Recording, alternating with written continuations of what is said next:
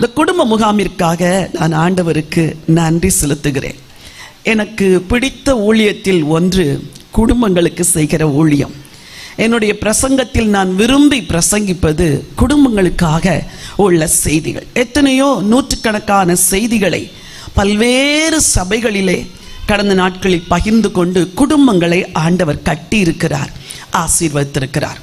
What is family? குடும்பம் என்றால் என்ன சொல்லுங்க பார்க்கலாம். குடும்பம்னா என்னது? குடும்பம்னா தெரியாதா? குடும்பம் என்றால் என்ன? சரி, பல பதில்கள் உங்கள்கிட்ட வரலாம். இது தேவனுடைய நியமனம். சொல்லுங்க, தேவனுடைய. ஆண்டவர் குடும்பத்தை நியமிக்கிற தேவன். தேவன் ஆதியிலே இந்த பூமியை படைக்கும் பொழுது ஒரு மனுஷனை படைத்தார். மனுஷர்களாக படைக்கவில்லை, ஒரு மனுஷனை படைத்து அவனுக்கு ஏற்ற ஒரு மனுஷியையும் ஆண்டவர் என்ன செய்தார்? படைத்தார். அதன் பிறகு அவர்களுக்கு சந்ததியை படைத்தார். அந்த சந்ததி பெருகிற்று, பூமியெல்லாம் நிரம்பிற்று. அப்படி என்றால் தேவன் ஒரு காரியத்தை நியமித்து அந்த காரியத்தை ஆசீர்வதித்து அது பூமியில் பலுக வேண்டும், பெருக வேண்டும் என்று செய்த ஒரு நியமனத்துக்கு பெயர்தான் குடும்பம். சரி, அப்போ உங்க குடும்பத்தை யார் நியமித்தார்? பாதி சத்தம் காணும். சொல்லுங்க பார்க்கலாம். இது ஓப்பன் கிரவுண்ட் இல்லை, சர்ச்சுக்குள்ள தான் நடக்குது. தைரியமா பேசுங்க. உங்கள் குடும்பத்தை யார் நியமித்தார்?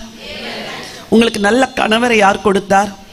பாதி சத்தம் அப்படி அடங்கிருச்சு. தெரியாது, கல்யாணம் பண்ணிட்டேன், ஏதோ விரும்பி கல்யாணம் பண்ணிட்டேன், எங்க அப்பா கட்டாயப்படுத்தினாரு, அதனால கல்யாணம் பண்ணிட்டேன், இன்னைக்கு வரைக்கும் கஷ்டப்படுறேன் அப்படி. உங்களுக்கு மனைவியை கொடுத்தவர் யார்? சொல்லுங்க, மெதுவா வருது சத்தம். சொல்லுங்க, மனைவியை கொடுத்தவர் யார்? இந்த ஐயோ அது மனைவியா? ஒருவர் சொன்னார் அது ஒய்ஃப் இல்லைங்க, அது நைஃப் அப்படின்னாரு. ஏன்னா அது வெட்டிக்கிட்டே இருக்குதா, குத்திக்கிட்டே இருக்குதா. சிலர் ஒய்ஃபா இருக்கிறது இல்லை, நைஃபா இருக்கிறாங்க. வாழ்க்கை அப்படி மாறிடக்கூடாது. நீங்க ரொம்ப நல்லவங்க. சரி, தேவன் தான் மனைவியை கொடுக்கார். பிள்ளைகளை பார்த்து சொல்றேன், உங்களுக்கு பெற்றோரை கொடுத்தது யார்? சொல்லுங்க, சத்தமா சொல்லுங்க. தேவன். இயேசுப்பா தானே கொடுத்தாரு நல்ல அப்பா அம்மாவை. ஓகே, எல்லாருக்கும் ஆண்டவர் ஒரு கிஃப்டா ஃபேமிலியை கொடுத்திருக்கிறார். சரி, இந்த குடும்பத்தின் நோக்கம் என்ன? What is the purpose of a family? நம்மெல்லாம் நினைக்கிறோம் கல்யாணம் ஆன உடனே முதல்ல எல்லாரும் ஜெபிக்கிறது, ஆண்டவரே ஒரு கர்ப்பத்தின் கனியை கொடும். நல்லது. ஏன் தெரியுமா? 4 பேர் கேள்வி கேட்பாங்க. என்ன கல்யாணம் ஆச்சு, 1 வருஷம் ஆச்சு, இன்னும் ஒண்ணு இல்லையான்னு கேட்பாங்க. அதனால ஒரு ஜெபம், ஆண்டவரே கர்ப்பத்தின் கனியை கொடும். கல்யாணத்துக்கு முன்னாடி வரைக்கும் என்ன ஜெபம்? ஆண்டவரே ஒரு நல்ல வாழ்க்கை துணையை கொடும். சரி, வாழ்க்கை துணை வந்தாச்சு. ஆண்டவரே ஒரு கர்ப்பத்தின் கனியை கொடும். கனி வந்தாச்சு. ஆண்டவரே ஒரு வீட்டை கொடும். சரி, வீடு வந்தாச்சு. ஆண்டவரே பிள்ளைகளுக்கு படிப்பை ஆசீர்வதியும். சரி, படிப்பை ஆசீர்வதிச்சாச்சு. பிள்ளைங்க வளர்றாங்க. ஆண்டவரே நல்ல வேலையை கொடும், நல்ல திருமணத்தை கொடும். ஓகே, இப்ப திரும்ப அதே சைக்கிள். ஆண்டவரே என் பிள்ளைக்கு ஒரு நல்ல கர்ப்பத்தின் கனியை கொடும். ஆண்டவரே என் பிள்ளைக்கு ஒரு வீட்டை கொடும். அப்போ வாழ்க்கையே என்ன ஆயிடுச்சு? நானும் என் குடும்பமும் சாகிற வரைக்கும். அப்புறம் அடுத்த ஜெபம் என்ன தெரியுமா? ஆண்டவரே என் பேர பிள்ளையை ஆசீர்வதியும். பேர பிள்ளை நல்லா படிக்கணும் ஆண்டவரே, பேர பிள்ளைக்கு ஏற்ற துணையை கொடுங்க. சாகிற நேரத்தில் ஆண்டவரே என் குடும்பத்தை உங்களுடைய கரங்களில் ஒப்பு கொடுக்கிறேன். அவ்வளவுதான், வாழ்க்கை முடிஞ்சிருச்சு. இது 100%ல் 5%. நாம் வாழ்கிற வாழ்க்கை தேவனுடைய நியமனம் என்று சொன்னேனே, குடும்பம். அந்த குடும்பத்தில் தேவனுடைய சித்தத்தின் 100%ல் நீங்க எத்தனை சதவீதம் தான் நிறைவேற்றிருக்கிறீங்க? நல்ல புருஷனுக்காய் ஜெபிக்கிறது நல்லது, நல்ல மனைவிக்காய் ஜெபிக்கிறது நல்லது, பிள்ளைகளுக்காய் ஜெபிக்கிறது நல்லது, வீட்டிற்காய் ஜெபிக்கிறது நல்லது, திருமணம் எல்லாத்துக்கும் ஜெபிக்கிறது நல்லது. ஆனால் அது 100% தேவ சித்தம் அல்ல, ஜஸ்ட் 5%. அப்ப இன்னும் எத்தனை பெர்சன்டேஜ் நம்ம மிஸ் பண்ணிட்டோம்? கணக்கு தெரியும்ல, சத்தமா சொல்லுங்க பார்க்கலாம். 95% மிஸ் பண்ணிட்டு, சிலருக்கு வயசு 40 ஆயிடுச்சு, சிலருக்கு 50 ஆயிடுச்சு, சிலருக்கு 60 ஆயிடுச்சு, சிலருக்கு 70 ஆயிடுச்சு, சிலருக்கு 90 ஆயிடுச்சு. ஐயோ, இனிமே என்ன வாழ்க்கை வாழ போறோம் நினைக்கிறீங்களா? 95% இன்னைக்கு உலகத்துல எல்லாரும் மிஸ் பண்ணிட்டு வாழ்க்கையை முடித்து விடுகிறார்கள். Then what is God's purpose? ஒரு குடும்பத்தை குறித்து தேவனுடைய சித்தம் என்ன? ஒரு வேத பகுதியை நான் வாசிக்க விரும்புகிறேன். என்னோடு கூட எபிரேயருக்கு எழுதின நிருபத்திற்கு வேதத்தை திருப்பிக் கொள்ளுங்கள். Book of Hebrews chapter 11. எல்லாரும் வசனத்தை கவனிக்கணும். நீங்க நல்ல கிருபாசனத்தில் உள்ள மக்கள், விசுவாசிகள், கிருபையில் வளர்ந்திருக்கிறீர்கள் என்று நான் நம்புகிறேன். ஆனாலும் ஒரு செய்தியை கேட்கும் பொழுது ஜெபத்தோடு, ஆண்டவரே எனக்கு என்ன பேச விரும்புகிறீர், என் குடும்பத்தில் என்ன மாற்றத்தை நான் செய்ய வேண்டும், நான் என்ன சித்தத்தை அறிந்து கொள்ள வேண்டும் என்று நீங்கள் ஆவலோடு காத்திருந்து செய்தியை கேட்க வேண்டும். எபிரேயருக்கு எழுதின நிருபம் 11ஆம் அதிகாரம் 7வது வசனத்தை வாசிக்கலாம். ஒருத்தர் விசுவாசத்தினாலே நோவா தற்காலத்திலே காணாதவைகளை குறித்து தேவ எச்சரிப்பு பெற்று பயபக்தி உள்ளவனாகி தன் குடும்பத்தை ரட்சிப்பதற்கு பேழையை உண்டு பண்ணினான். அதனாலே அவன் உலகம் ஆக்கினைக்குள்ளானது என்று தீர்த்து விசுவாசத்தினால் உண்டாகும் நீதிக்கு சுதந்திரவாளி ஆனான். சரி, எல்லாரும் இப்ப வாசிங்க பார்க்கலாம் அந்த வசனத்தை. விசுவாசத்தினாலே நோவா தற்காலத்திலே காணாதவைகளை குறித்து தேவ எச்சரிப்பு பெற்று பய பக்தி உள்ளவனாகி தன் குடும்பத்தை ரட்சிப்பதற்கு பேழையை உண்டு பண்ணினான். எத்தனையோ இடங்களில் இந்த வசனத்தை நான் பிரசங்கித்திருக்கிறேன். ஆனால் இன்றைக்கு வேறு ஒரு கோணத்தில் இந்த வசனத்தை ஆண்டவர் பிரசவிக்கும்படி எனக்கு இந்த வார்த்தையை கொடுத்து அனுப்பினார். இந்த எபிரேயருக்கு எழுதின நிருபம் 11ஆம் அதிகாரம் பல விசுவாச வீரர்களை குறித்து சொல்லுகிறது. நான் வழக்கமா ஒரு செய்தியா மட்டும் சொல்ல மாட்டேன். அந்த செய்தியின் மூலம் மக்கள் சில காரியங்களை அறிந்து கொள்ள வேண்டும் என்று பேசுவது எனக்கு பிடிக்கும்.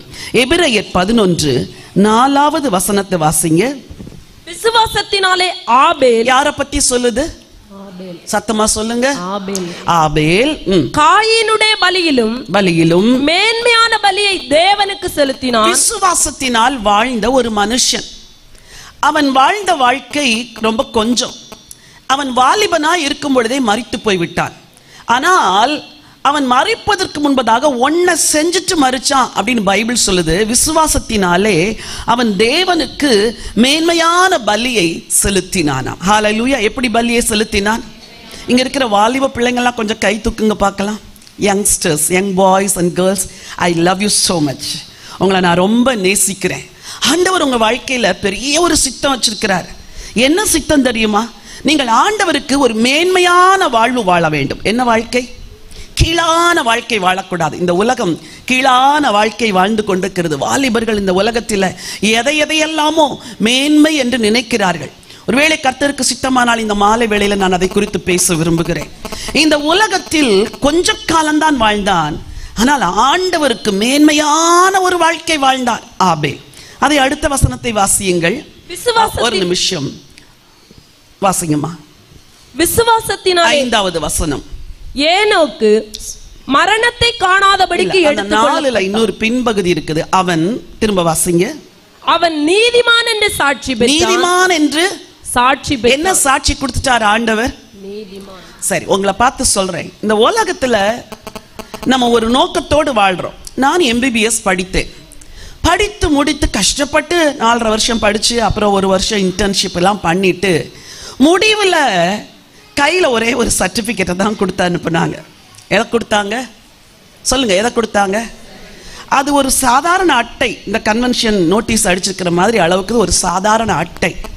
ஆனால் அந்த ஒரு அட்டை அரசாங்கத்திலிருந்து எனக்கு வந்த அங்கீகாரம். அந்த ஒரு அட்டையினால் நான் எந்த ஹாஸ்பிட்டல்லையும் போய் ஒர்க் பண்ணலாம், எந்த கிளினிக்கை ஸ்டார்ட் பண்ணலாம். நான் ஒரு மருத்துவர் என்று அது ஒன்று தான் எனக்கு அடையாளம். ஒரு ஆபேல் வாழ்ந்தான், ஆனால் அவனுக்கு ஆண்டவர் ஒரு சர்டிபிகேட் கொடுத்தாரு. என்ன சர்டிபிகேட்? என்ன பாருங்க. விசுவாசத்தினால அவனுக்கு என்ன பெயர் கொடுத்தார்? நீதிமான். இந்த உலகத்துல எல்லாரும் வாழ்றாங்க, ஆனா நீங்க எப்படி வாழணும் தெரியுமா?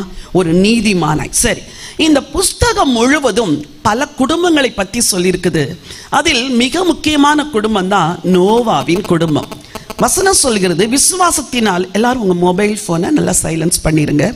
விசுவாசத்தினாலே நோவா தற்காலத்திலே காணாதவைகளை குறித்து தேவ எச்சரிப்பு பெற்று பய பக்தி உள்ளவனாகி தன் குடும்பத்தை ரட்சிப்பதற்கு பேழையை உண்டு பண்ணினான். எதை கட்டினாராம்? சத்தமா சொல்லுங்க. எதுக்கு கட்டினார்? தன் குடும்பத்தை ரட்சிப்பதற்கு பேழையை கட்டினார். அந்த குடும்பம் ரட்சிக்கப்படணும்னு பேழையை கட்டினார். ஏன்? உலகமெல்லாம் அழிக்கப்பட போகிறது, இந்த ஒரு குடும்பத்தை மாத்திரம் ஆண்டவர் காப்பாற்ற நினைத்தார். அந்த தன் குடும்பத்தை காப்பாற்றுவதற்கு பேழையை உண்டு பண்ணுகிறார்.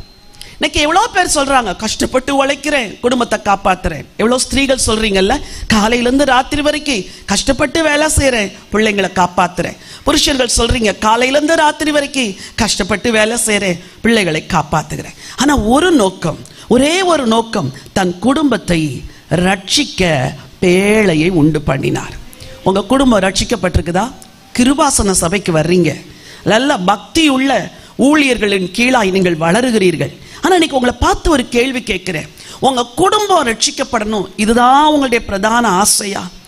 சிறு வயதில் இருந்தே என் ஜெபங்களில் ஒரு பிரதான ஜெபம், ஆண்டவரே என் பிள்ளைங்கள்லாம் அவங்க என்ன டாக்டர்ஸ் ஆறாங்களோ இன்ஜினியர்ஸ் ஆறாங்களோ அதெல்லாம் எனக்கு கவலை இல்லை ஆண்டவரே, என் பிள்ளைங்க ரட்சிக்கப்படணும், என் பிள்ளைங்க உங்களை சேவிக்கணும். இது ஒண்ணுதான் என் ஜெபம். ஆண்டவர் கண்ணீரோடு ஜெபிக்கிற தாய்களின் ஜெபத்தை கேட்கிறார் என்பதற்கு நான் சாட்சியா இருக்கிறேன். இன்னைக்கு எங்கெல்லாம் போகிறேனோ என் மகனை கூட அழைத்து செல்கிறேன். ஏன் தெரியுமா? அவன் ஆண்டவரால் ரட்சிக்கப்பட்டிருக்கிறான், அபிஷேகம் பெற்றிருக்கிறான், கர்த்தரை நேசிக்கிறான், கர்த்தருக்காக வாழ்கிறான். அவன் ஒரு MBA கிராஜுவேட், நல்ல டாப்பராக காலேஜில் மார்க் எடுத்து வெளியேறினான்.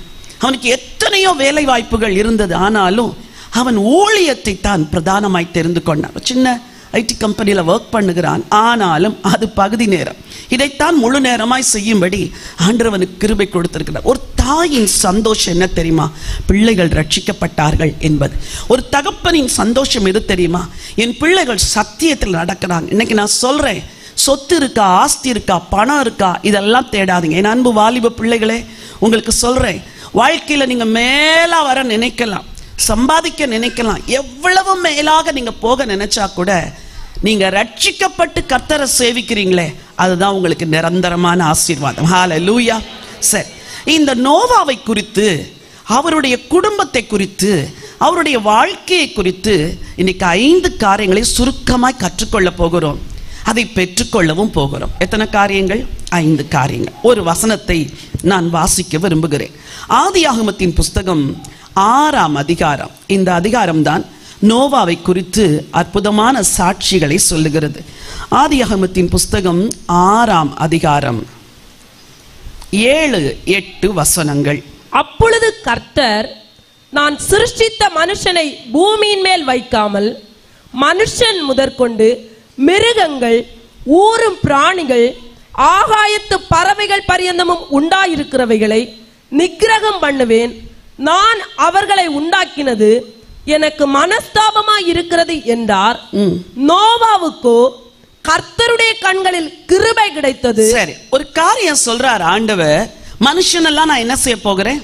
அழிக்க போகிறேன் என்றார். ஏன் அப்படி சொன்னாரு? முந்தின வசனம் படிங்க, 6வது வசனம், 5வது வசனம். மனுஷனுடைய அக்கிரமம் பூமியிலே பெருகினது என்றும் அவன் இருதயத்து நினைவுகளின் தோற்றமெல்லாம் நித்தமும் பொல்லாததே என்றும் கர்த்தர் என்று கர்த்தர் என்ன செய்தாராம்? கண்டாராம். தாம் பூமியிலே மனுஷனை உண்டாக்கினதற்காக ஆண்டவர் விசனப்படுகிறார்.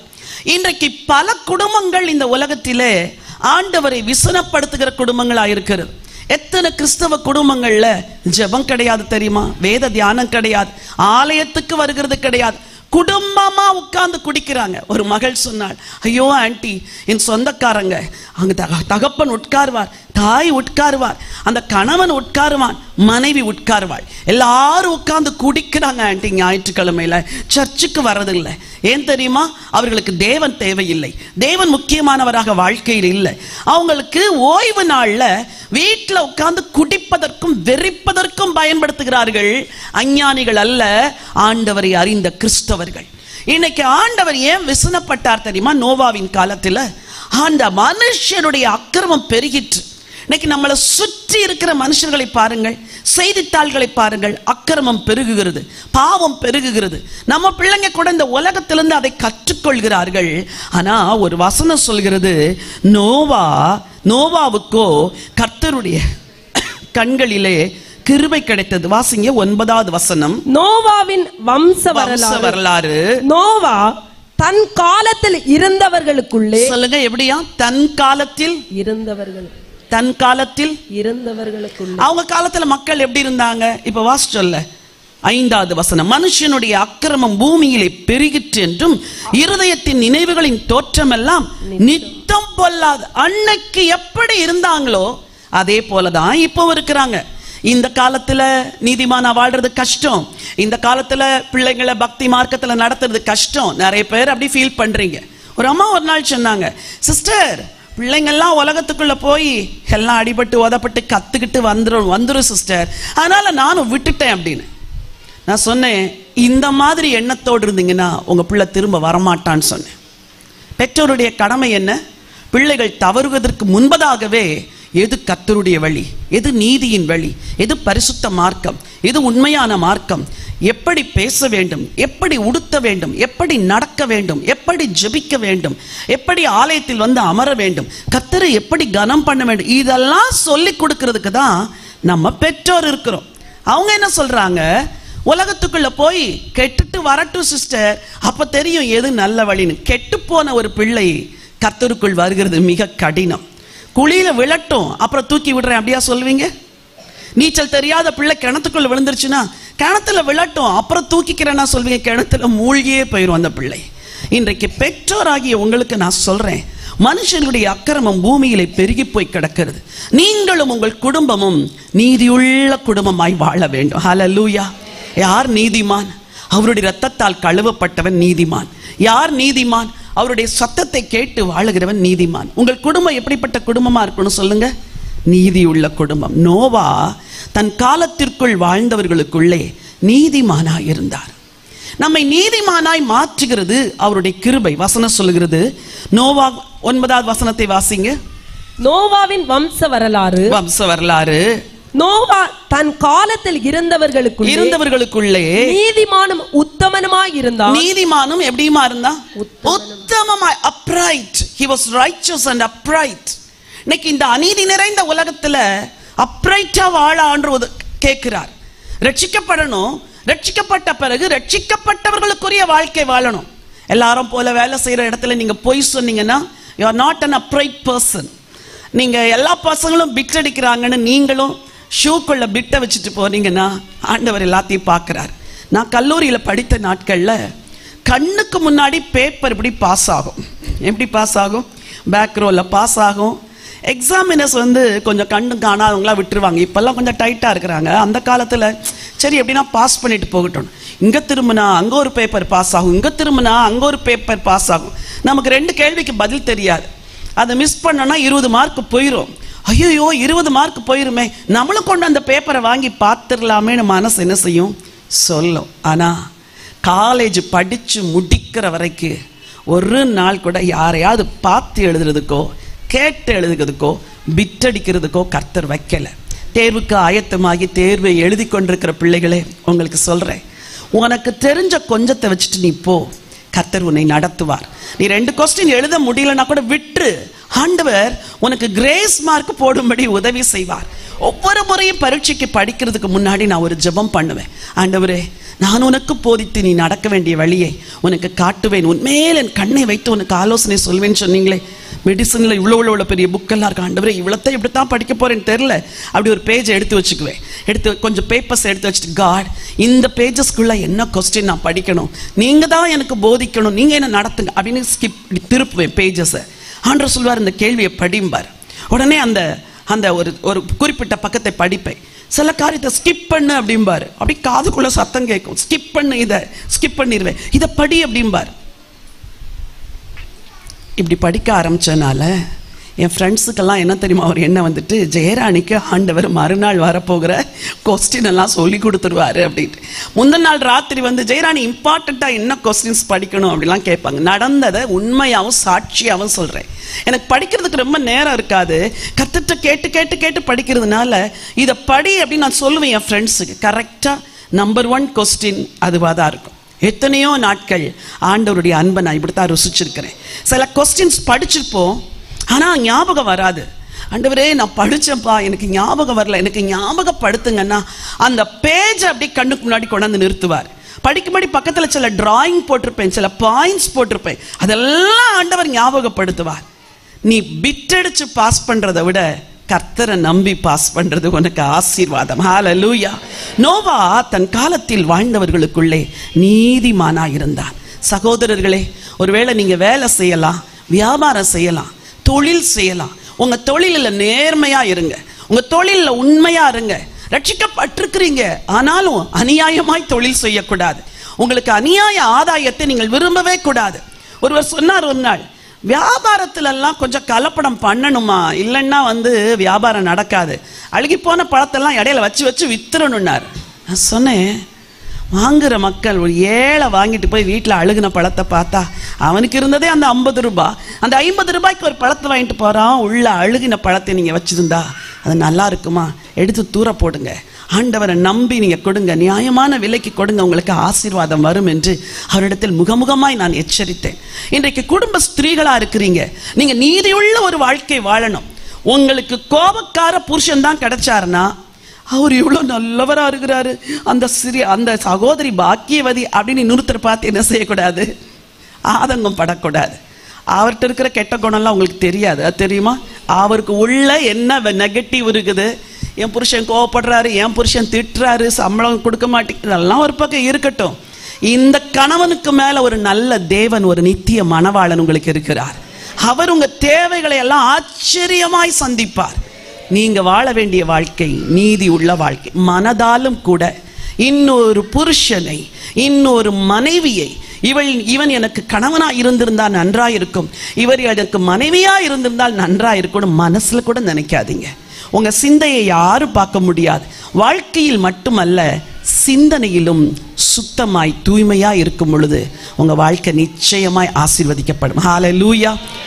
நோவா நீதியுள்ள ஒரு வாழ்க்கை வாழ்ந்தார். இந்த நீதியுள்ள வாழ்க்கை வாழ்ந்த நோவா தன் குடும்பத்தை ரட்சிப்பதற்கு என்ன செய்தாராம்? சத்தமா சொல்லுங்க. எத்தனை பேர் குடும்பத்தில் முழுசா ரட்சிக்கப்பட்டிருக்கிறாங்க? எல்லாரும் கை தூக்குங்க பார்க்கலாம். யார் குடும்பத்தில் பாருங்க, ஒரு சில கைகள் தான் உயர்கிறது. சில குடும்பங்களே எல்லாரும் ரட்சிக்கப்படல. அப்ப நம்ம என்ன செஞ்சுட்டு இருக்கிறோம்? நம்ம இங்க வந்தப்போ வீடு பத்திருச்சுன்னா உடனே என்ன செய்வீங்க? அது பத்தி எரியட்டும், ஸ்தோத்திரம் செய்வேன் அப்படியா பாடுவீங்க? உடனே அடிச்சு பரண்டு ஒரு ஆட்டோ எடுத்துட்டு வீட்டுக்கு ஓடுவீங்க. ஐயோ, என் வீடு என்ன செய்யுது? பத்தி எரியுது. அவசரத்தை உணர்ந்து வேலை செய்யறோம். கிச்சன்ல திடீர்னு குக்கர் வெடிச்சு வீடெல்லாம் இதாயிரும். உடனே யாரையாவது கூப்பிடுறீங்க, ஐயோ கேஸ் என்னால் ஆஃப் பண்ண முடியாது, வா வா வான்ட்டு. ஒரு அவசரம்னா எவ்வளவு பதஷ்டமா வேலை செய்றீங்க. குழந்தை தண்ணிக்குள்ள வழுக்கி விழுந்துருச்சுன்னா மெதுவா போவீங்க, ஓடி போவீங்க. இன்னைக்கு குடும்பம் ரட்சிக்கப்படல. மனுஷனுக்கு மரணம் என்றைக்கு வரும்னு யாருக்குமே தெரியாது. ஒரு கார்டியாலஜிஸ்ட், ஒரு டாக்டர் தன்னுடைய ஆப்ரேஷன் பண்ண பேஷண்ட்டை பார்த்துட்டு டேபிளில் எழுதிட்டு இருக்கிறாங்க மருந்து அந்த பேஷண்ட்டுக்கு. இந்த பேஷண்ட்டுக்கு இந்த மருந்து எழுதிக்கிட்டு இருக்கும் போதே சுருண்டு விழுந்துட்டாங்க. இவங்களுக்கு ஹார்ட் அட்டாக் வந்துருச்சு. அவங்க ஒரு கார்டியாலஜிஸ்ட், ஒரு இருதய அறுவை சிகிச்சை நிபுணர். ஆனா அவங்களுக்கே மரணம் என்ன செஞ்சிருச்சு? எதிர்பாராத நேரத்தில் வந்துருச்சு. வாழ்க்கையில யாரு வாழ்க்கை எப்போ முடியும்னு தெரியாது. நம்ம எல்லாருக்கும் நீண்ட காலம் வாழணுங்கிறது ஆசை. ஆனா மரணம் யாரை எப்பொழுது சந்திக்கும் என்று தெரியாது. நீங்கள் உங்கள் குடும்பத்தை ரட்சிப்பதற்கு பேழையை உண்டு பண்ணுங்கள். உங்க பிள்ளைகளுக்கு ரட்சிப்பின் வாழ்க்கையை சொல்லுங்க, நீதியின் வாழ்க்கையை சொல்லுங்க, ஆண்டவரை சேவிக்கிற வாழ்க்கையை சொல்லுங்க. 4 வாலிபர்கள் ஒரு விடுமுறை நாள் அன்று ஜாலியாக ஒரு இடத்துக்கு பிக்னிக் போகணுன்னு பைக்கில் போனாங்க. காலையிலே கிளம்பிட்டாங்க. வீட்டார் வேண்டாம் வேண்டான்னு சொன்னால் கூட அந்த பிள்ளைங்க கேட்கல. பைக்கு கையில் வந்தால் அது பைக்காக இருக்காது, அது வேறவா இருக்கும். இல்லை, பறக்கிற ஒரு வாலிப சேனையாக கிளம்பி பறந்து போனாங்க. காலையில் 4:30 to 5 o'clock. ஒரு குறிப்பிட்ட இடத்துல நடுவில் டிவைடர் இருக்குன்னு தெரியல. ஒரு பையன் வேகமாக போய் டிவைடரில் இடிச்சான். அப்படியே சுருண்டு விழுந்தான். விழுந்த இடத்துல மறிச்சு போயிட்டான். இதை பார்த்து கொண்டிருந்த அந்த விசுவாசியின் மகன், அவன் மைண்டே வேற மாதிரி மாறிடுச்சு. ஐயோ, என் நண்பன் என் கண்ணுக்கு எதிராக மறித்து போகிறானே. அன்னைக்கு தான் அவனுக்கு தோணுச்சான், இவன் இத்தனை வருஷம் என் கூட இருந்தான், நான் ஒரு நாள் கூட இவனுக்கு யாரை பத்தி சொல்லலை? ஆண்டவரை பத்தி சொல்லலை. அவன் இருதயம் வாதிச்சு வாதிச்சு வாதிச்சு அவன் டிப்ரெஷன்லேருந்து வெளியே வர்றதுக்கே 1 மாசம் ஆச்சு. வாலிப பிள்ளைகளே, உங்களை அன்பா கேட்குறேன். You have friends in your school and college, but have you ever shared the love of Jesus with them? ஆண்டவர்கிட்ட அவங்கள பற்றி என்னைக்கு தான் சொல்லியிருக்கிறீங்களா? உன் ஃப்ரெண்டு ஒருவேளை எனக்கு மறைச்சிட்டா நீ எவ்வளோ வருத்தப்படுவல்ல? நீ வருத்தப்படுவ. ஆனால் அதுக்கு முன்னாடி நீ முதல்ல நல்ல வாழ்க்கை வாழ்ந்துட்டு உன் நண்பர்களுக்கெல்லாம் இயேசுவை பற்றி சொல்லிரு மகனே, இயேசுவை பற்றி சொல்லிரு மகளே. உன் நண்பன் சிநேகிதி மறிச்சா உன்னால் தாங்கவே முடியாது. ஆனா அவங்களுக்கும் நீங்க ஆண்டவருடைய அன்பை சொல்ல வேண்டும். அப்போஸ்தலர் 16:31 வாசிக்கலாம். அப்போஸ்தலர் 16:31. அதற்கு அவர்கள், கர்த்தராகிய இயேசு கிறிஸ்துவை விசுவாசி, அப்பொழுது நீயும் உன் வீட்டாரும் ரட்சிக்கப்படுவீர்கள். ஆண்டவர் ஏற்கனவே வாக்குத்தத்தம் பண்ணிட்டார். என்ன வாக்குத்தத்தம் பண்ணிருக்கிறார் சொல்லுங்க? நானும் என் வீட்டாரும். நீங்க இதையே சத்தமா சொல்லலையே, அப்புறம் எப்படி சத்தமா ஜெபிக்க போறீங்க? சொல்லுங்க, நானும் என் வீட்டாரும் ரட்சிக்கப்படுவோம். ரட்சிக்கப்பட்ட ஒரு விசுவாசியுடைய ஆதங்கம் இதுவாதான் இருக்கணும். நானும் என் வீடும் ரட்சிக்கப்படுவோம், நானும் என் வீட்டாரும் ரட்சிக்கப்படுவோம், நானும் என் குடும்பமும் நீதியாய் வாழுவோம். நோவா நீதிமானாயிருந்தார், உத்தமராயிருந்தார். இன்னைக்கு நீங்க நீதிமானாய் உத்தமனாய் வாழ வேண்டும் என்று ஆண்டவர் விரும்புகிறார். என்ன வாழ்க்கை வாழணும்? நீதியின் வாழ்க்கை. சொல்லுங்க, என்ன வாழ்க்கை வாழணும்? எல்லாரும் செய்யறாங்கன்னு நீங்க செய்யக்கூடாது, எல்லாரும் பேசுறாங்கன்னு நீங்க பேசக்கூடாது, எல்லாரும் சண்டை போடுறாங்கன்னு நீங்க சண்டை போடக்கூடாது. ஸ்திரீகளுக்கு முக்கியமா சொல்றேன், எல்லா வீட்லயும் பிரச்சனை. நாங்கள் ஊழியர்களா இருக்கிறதுனால எங்க வீடுகள்ல பிரச்சனை இல்லைன்னு இல்லை, எங்க வீடுகள்லயும் பிரச்சனை. ஆனால் ஒரு விசுவாச பெண் பிரச்சனைகளை எப்படி சந்திக்கணும் தெரியுமா? நான் பல இடங்கள்ல சொல்லி கொடுத்திருக்கிறேன். மௌனத்தினால் பிரச்சனைகளை சந்தி. நீங்க உங்க வீட்டில் வந்த பிரச்சனைக்கு காரணத்தை கொஞ்சம் யோசிச்சு பாருங்க. நீங்க பேசுனீங்க, அவர் பேசினாரு. நீங்க பேசுனீங்க, அவர் பேசினாரு. நீங்க பேசுனீங்க, அவர் அடிச்சாரு. நீங்க பேசுனீங்க, அவர் வெளியே தள்ளினாரு. நீங்க பேசுனீங்க, உங்க அம்மா வீட்டுக்கு போன்னு சொன்னாரு. நீங்க பேசுனீங்க, உன்னை விவாகரத்து பண்ண போறேன்னு சொன்னாரு. ஒரு விசுவாச பெண்ணின் பலன் எங்க இருக்கு தெரியுமா? அவளுக்குள் இருக்கிற கிறிஸ்துவில் இருக்கிறது. அந்த ஆண்டவர் சொல்வார், இப்ப பேசாத, இப்ப நீ சண்டை போடாத, பொறுத்துக்கோ. எவ்வளவு நாள் பொறுக்கிறது? சகிச்சுக்கோ. எவ்வளவு நாள் சகிச்சிருக்குது? ரட்சிப்பு வரும் வரைக்கும் பொறுக்கத்தான் வேண்டும், சகிக்கத்தான் வேண்டும். ஹல்லேலூயா. என்ன வாழ்க்கை வாழ வேண்டும்? நீதியுள்ள ஒரு வாழ்க்கை. நோவாவை போல இங்க வந்திருக்கிற புருஷன்மார், மனைவிமார், பிள்ளைகள் எல்லாரும் நீதிமானாய் மாறி இயேசுவின் ரத்தத்தினால் கழுவப்பட்டு நீதியுள்ள ஒரு வாழ்க்கை வாழ நம்மை அர்ப்பணிப்போம். ஹல்லேலூயா. நீதியில் நிலைத்திருந்து உம் திருமுகம் நான் காண்பேன். விழிக்கும் போது உம் சாயலால் திருப்தியாவே. நீதியில் நிலைத்திருந்து உம் திருமுகம் நான் காண்பேன். உயிர் தெழும் போது உம் சாயலால் திருப்தியாவே. தேவனே நீரன் தேவன், அதிகாலமே தேடி வந்தேன். கரங்களை தட்டி, தேவன் அதிகாலமே தேடி வந்தேன். நீரின்றி வறண்ட நிலம் போல் ஏங்குகிறேன் தினம் உமக்காய். நீரின்றி வறண்ட நிலம் போல் ஏங்குகிறேன் தினம் உமக்காய். ஹல்லேலூயா, ஹோசன்னா, ஹல்லேலூயா, ஹோசன்னா, ஹல்லேலூயா, ஹோசன்னா, ஹல்லேலூயா, ஹோசன்னா, ஹல்லேலூயா. சொல்லுங்கள்,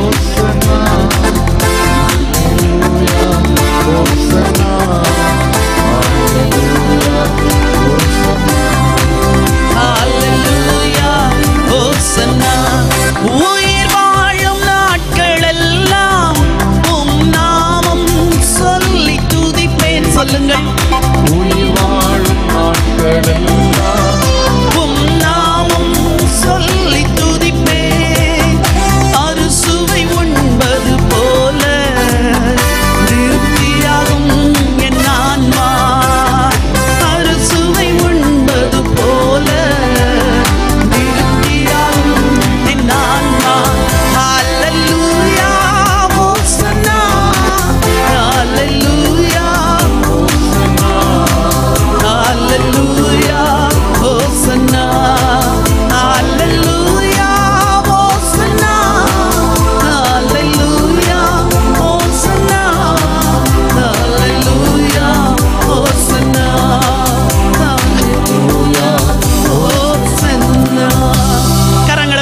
ஆண்டவரை மகிமைப்படுத்தலாமா? ஒரு வாலிபன் சிறையிலே அடைக்கப்பட்டிருந்தான். அவனுக்கு மரண தண்டனை விதித்து விட்டார்கள். அப்போ அந்த நீதிபதி அவனை பார்த்து கேட்டாராம், உனக்கு கடைசி ஆசை என்னப்பா என்று கேட்டாராம். அப்போ அந்த வாலிபன் சொன்னானாம், என் அம்மாவை நான் பார்க்க வேண்டும் என்று. உங்க வீட்டில் எத்தனை பேர் அப்படின்னு கேட்டார். நான் மூத்த மகன், எனக்கு கீழாக 4 பேர் இருக்கிறார்கள் என்று. சரி, உன் கூட பிறந்தவர்களை எல்லாம் பார்க்க வேண்டாமா? இல்லை இல்லை, என் அம்மாவை மாத்திரம் பார்த்தால் போதும் என்று சொல்லியிருக்கிறான். இந்த தாய் வந்தாள். இந்த தாய் வந்தவுடன் இவன் கம்பிக்கு அந்த பக்கம் இருக்கிறான், தாய் இங்கே இருக்கிறாள். அப்பொழுது அவன் சொன்னான், அம்மா உங்கள் கரங்களை நீட்டுங்கள் என்று சொன்னானாம். இந்த தாய் தன் கரத்தை இப்படி நீட்டி தன் மகன் தன்னை அணைக்கத்தான் சொல்லுகிறான் என்று நினைத்த பொழுது அந்த தாயின் 2 கைகளையும் முறுக்கி இந்த கை 2 டிஸ்லோகேட் ஆகும்படி பண்ணிட்டானாம். அவள் கதறுகிறாள், அலறுகிறாள், புலம்புகிறாள். எல்லா சிறைச்சாலை அதிகாரிகள் எல்லாம் ஓடி வந்து விட்டார்கள். என்னப்பா செய்கிறாய், என்னப்பா செய்கிறான்? அந்த பெண்ணை இழுத்து வெளியே விட்டார்கள். கைகள் 2 தொங்கி போயிற்று. அந்த தாய் கேட்டாளா, என்னப்பா நான் உனக்கு செஞ்சேன், ஏன்பா என் கையை இப்படி ஆக்கிட்டனோடனே அந்த வாலிபன் சொன்னானா, நான் சிறு பிள்ளையா இருக்கும் பொழுது பள்ளியிலிருந்து பென்சில் திருடி கொண்டு வந்தேன். நீ என்னை ஏன் என்று கேட்கவில்லை, என்னை அடிக்கவில்லை, என்னை திருத்தவில்லை. நான் வாலிபனாய் வளர்ந்த பொழுது கடைகளிலிருந்து பொருட்களை திருடி கொண்டு வந்தேன். அப்பொழுது நீ என்னை பொருட்களை திருடுவது தவறு என்று நீ எச்சரிக்கவே இல்லை. அதை பாராட்டினாய், இன்னும் கொண்டு வா என்று சொன்னாய். நான் வாலிபனாய் வளர்ந்த பிறகு சில பேங்குகளை கொள்ளையடித்து பணத்தை ஏராளமாய் கொண்டு வந்து கொடுத்தேன். எங்கிருந்து சம்பாதித்தாய் என்று நீ கேட்கவே இல்லை. நான் கொலை செய்த பொழுது அப்படித்தான் அவனுக்கு செய்ய வேண்டும் என்று என்னை பாராட்டினாய். நான் தவறு செய்த பொழுதெல்லாம் உன் கைகள் என்னை அடித்து திருத்தவில்லை. எனக்கு கீழாக இன்னும் 4 உடன்பிறப்புகள் இருக்கிறார்கள். என்னை இன்றைக்கு தூக்கு தண்டனை இடப்போகிறார்கள். என்னோடு பிறந்தவர்கள் தூக்கு தண்டனை அடையக்கூடாது என்பதற்காக உன் கைகள் அவர்களையும் தவறு செய்ய வளர்த்துவிடும் என்பதற்காக உன் கைகளை முறித்து போட்டேன் என்று சொன்னானா. பாருங்கள், வாலிபர்கள் நல்லவர்கள், பிள்ளைகள் நல்லவர்கள். ஆனால் பிள்ளையானவன் நடக்க வேண்டிய வழியிலே அவனை நடத்து என்ற வார்த்தையின்படி சிறு வயதிலிருந்தே அவர்களை சரியான பாதையில் நாம் நடத்தி விட்டோம் என்றால் டீனேஜர்ஸாய் மாறின பிறகு கர்த்தர் பொறுப்பெடுத்துக் கொள்வார், ஆண்டவர் பொறுப்பெடுத்துக் கொள்வார். தடுமாற்றங்கள் எல்லாருக்கும் வரும். ஆனால் நீங்கள் செய்ய வேண்டியவர்களை செய்யும் பொழுது அவர்கள் நீதிமான்களாய் மாறுவார்கள். 2வதாக இந்த நோவாவை குறித்து வேதம் சொல்கிறது. ஆதியாகமத்தின் புஸ்தகம் 6ஆம் அதிகாரம் 9வது வசனம். நோவா தேவனோடே சஞ்சரித்துக் கொண்டிருந்தான். நோவா தேவனோடே சஞ்சரித்துக் கொண்டிருந்தான். 13வது வசனம்.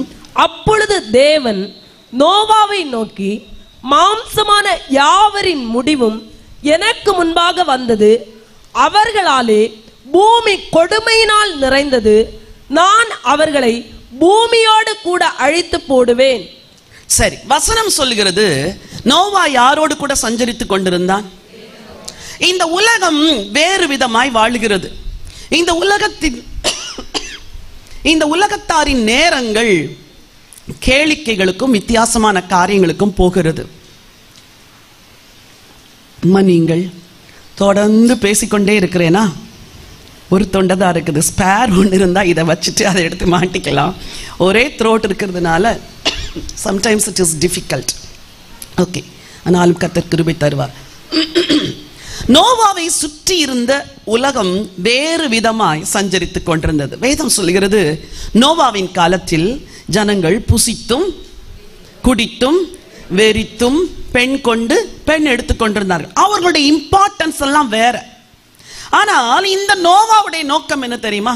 தேவனோடு சஞ்சரிக்க வேண்டும். அதான் நோவாவின் நோக்கம். நோவா தேவனோடு சஞ்சரித்துக் கொண்டிருந்தான். இன்னைக்கு உங்களை பார்த்து கேட்கிறேன், ஒரு நாளின் 24 மணி நேரத்தில் உங்க சிந்தை எதை குறித்து இருக்கிறது? அதுதான் உங்கள் சஞ்சரிப்பு. ஆண்டவரே ஆண்டவரே ஆண்டவரே என்று இருக்கிறதா? ஐயோ பணம் சேர்க்க வேண்டும், பொருள் சேர்க்க வேண்டும், ஐயோ பிள்ளைக்கு கல்யாணம் ஆகணும், கவலைகள் நிறைக்கிறதா? தேவைகள் நிறைக்கிறதா? பாவங்கள் நிறைக்கிறதா? உலக எண்ணங்கள் நிறைக்கிறதா? நோவா தேவனோடு சஞ்சரித்துக் கொண்டிருந்தான். எப்படி தேவனோடு சஞ்சரிக்க முடியும் சொல்லுங்க பார்க்கலாம். இன்னொரு மனுஷனை குறித்து சொல்லிக்கிறது. ஏனோக்கு தேவனோடு இருக்குதா? வசனம் எபிரேயர் 11:4-5 படிங்க. விசுவாசத்தினாலே ஏனோக்கு மரணத்தை காணாதபடிக்கு எடுத்துக்கொள்ளப்பட்டான். தேவன் அவனை எடுத்துக்கொண்டபடியினாலே அவன் காணப்படாமற் போனான். அவன் தேவனுக்கு பிரியமானவன் என்று அவன் எடுத்துக்கொள்ளப்படுவதற்கு முன்னமே சாட்சி பெற்றான். விசுவாசம் இல்லாமல் ஏனோக்கு தேவனோடு, அவ்வளவுதான், நல்லா கவனிங்க. ஏனோக்கு தேவனோடு சஞ்சரித்துக் கொண்டிருந்தான். எப்படிப்பா தேவனோடு சஞ்சரிக்கிறது? நாங்க ஜபமே பண்ண மாட்டேங்கிறோம், நீங்க எங்களை வந்து சஞ்சரிக்கிறது எப்படின்னு கேட்கிறதான்னு கேட்காதீங்க. இதுதான் உண்மையான ஒரு குடும்பத்தில் உள்ள ஒரு தகப்பன், ஒரு தாய், பிள்ளைகள் எல்லாரும் தேவனோடு சஞ்சரிக்கிற ஒரு வாழ்க்கை வாழ். How could this be possible? இது எப்படி நடக்கும்? அந்த வசனம் சொல்லுது, தேவனுக்கு பிரியமானவன் என்று என்ன பெற்றானா? சாட்சி பெற்றான். அவனுக்கு ஒரு ஆசை இருந்துச்சு, ஆண்டவருக்கு பிரியமா வாழணும். இன்னைக்கு எல்லா வாலிப பிள்ளைகளுக்கு இப்ப என்ன ஆசை தெரியுமா? அப் டு டேட் என்ன ஸ்டைல் வருது இல்ல? இன்ஸ்டா இருக்குதே, இன்ஸ்டா வந்ததுல இருந்து ஒரு உலகத்தில் உள்ள எல்லா ஸ்டைலையும் கத்து கொடுக்குது. பசங்களுக்கு முடி மேல மஷ்ரூம் மாதிரி இருக்குது, கீழே ஒன்னையும் காணும். கேட்டா மஷ்ரூம் கட்டு அப்படின்னு சொல்றாங்க. நேற்று ஏர்போர்ட்ல ஒரு கேர்ள் நடந்து வர்ற, அவ பேண்ட் முட்டில 2 முட்டிலும் கிழிஞ்சிருக்குது. நான் யாரையும் கிரிட்டிசைஸ் பண்ணல. What is the purpose? நீ கிழிக்கிறதுனால என்ன லாபம்? உன் முட்டை எல்லாரும் பார்ப்பாங்க. ஒரு சின்ன ஜோமனு, ஆண்டவரே இந்த பெண் முழங்கால் போட்டு ஜெபிச்சு அவளுடைய ஆடைகள் கிழியட்டு ஆண்டவரே.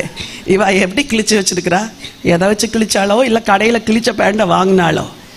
தேவனுடைய பிள்ளைங்களை, விசுவாச பிள்ளைங்களாகி உங்களுக்கு சொல்றேன், இந்த உலகம் உங்களுக்கு ஒரு பேட்டர்னை சொல்லிக் கொடுக்கும்.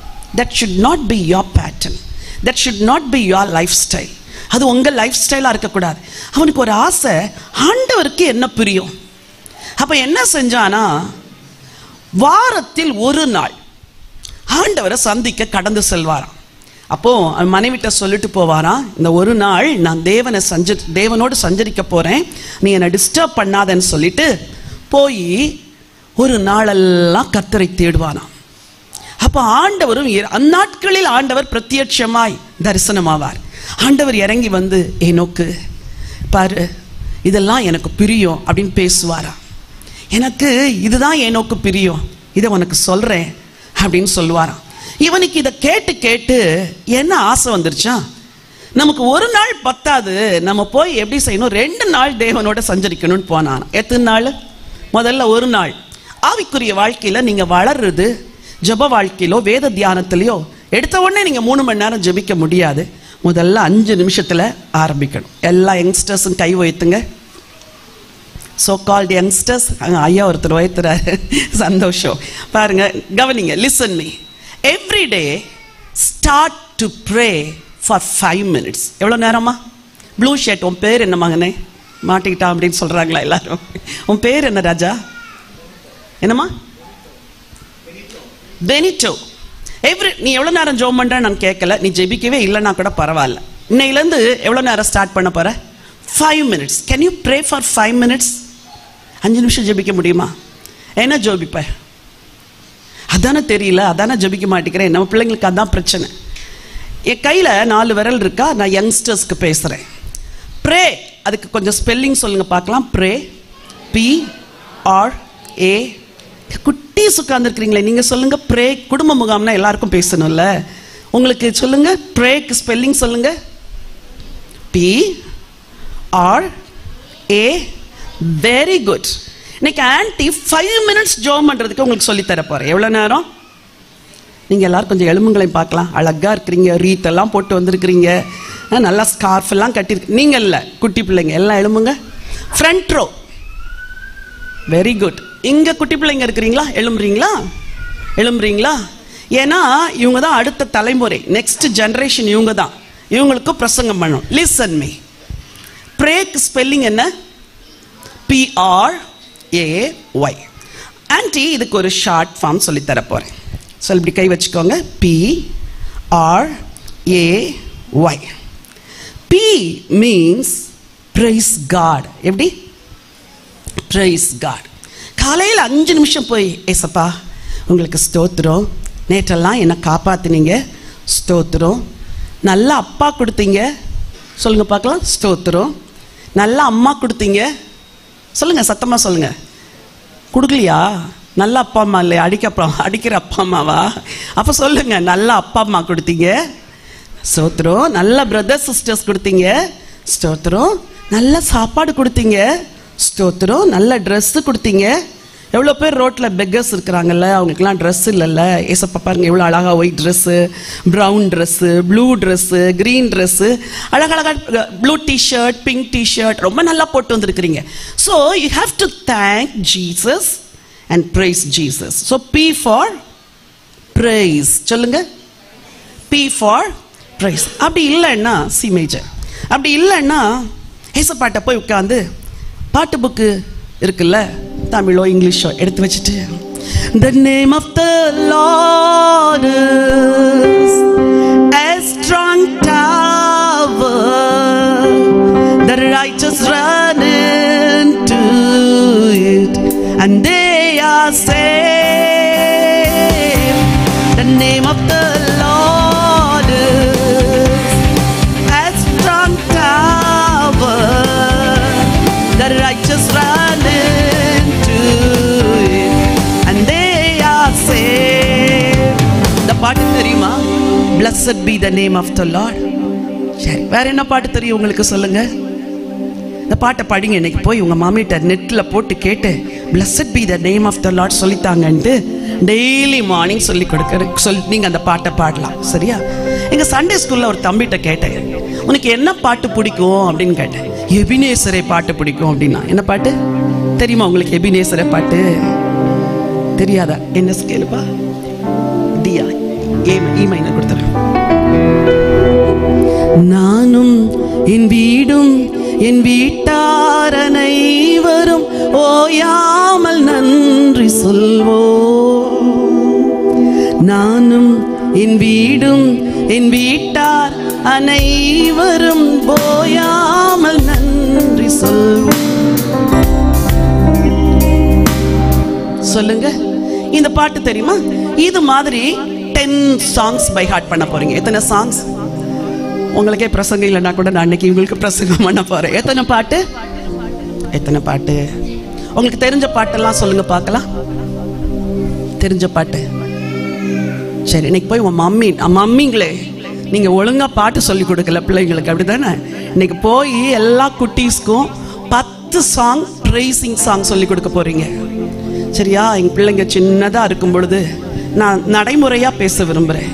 உட்கார வச்சு புதுப்பாட்டு அவங்களுக்குன்னு எழுதி புதுப்பாட்டு சொல்லி கொடுத்து அந்த புதுப்பாட்டை சிடியில போட்டு பாட வச்சு அப்படிலாம் பிரயாசப்பட்டதுனால தான் இன்னைக்கு என் கூட நின்று பாடல் ஆராதனை பிள்ளை நடத்துறேன்.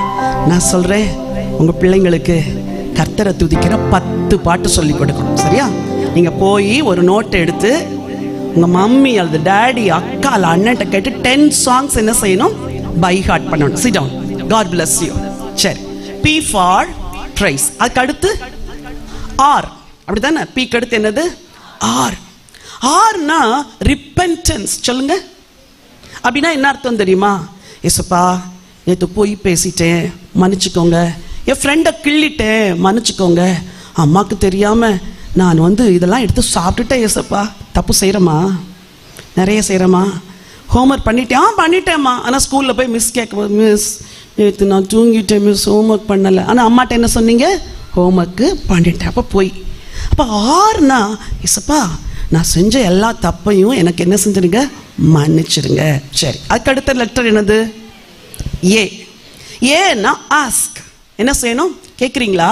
ஏன்னா என்னது? ஆஸ்க். ஏசப்பாட்ட உனக்கு என்ன வேணும்னாலும் யார்கிட்ட தான் கேட்கணும்?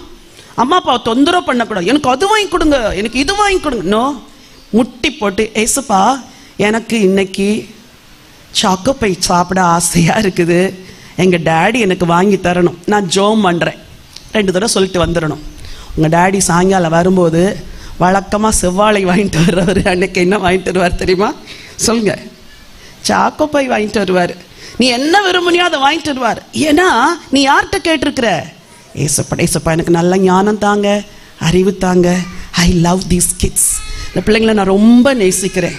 இவங்க ஆண்டவர் அறிந்தவர்களா வளரணும். சரி, P is praise, R is repentance. ரிப்பென்டன்ஸ்னா மனம் திரும்புறது. A is ask, then Y is yield. சொல்லுங்க. இப்போ ஒரு நிமிஷம் எந்திரிச்சு நில்லுங்க பார்க்கலாம். பரவாயில்ல, இன்னைக்கு ஒரு எக்ஸசைஸ்னு வச்சுக்கோங்க. ஈல்டுனா என்ன தெரியுமா? நம்மளையே ஏசப்பாவுக்கு கொடுக்கிறது. சரியா? எப்படி ஈல்ட் பண்ணணும்னு சொல்லித்தாரேன். தலைமையில கை வைங்க. ஏசப்பா, சத்தமா சொல்லுங்க, இல்லாட்டி மைக்கு கொண்டாந்து தர சொல்லுவேன்.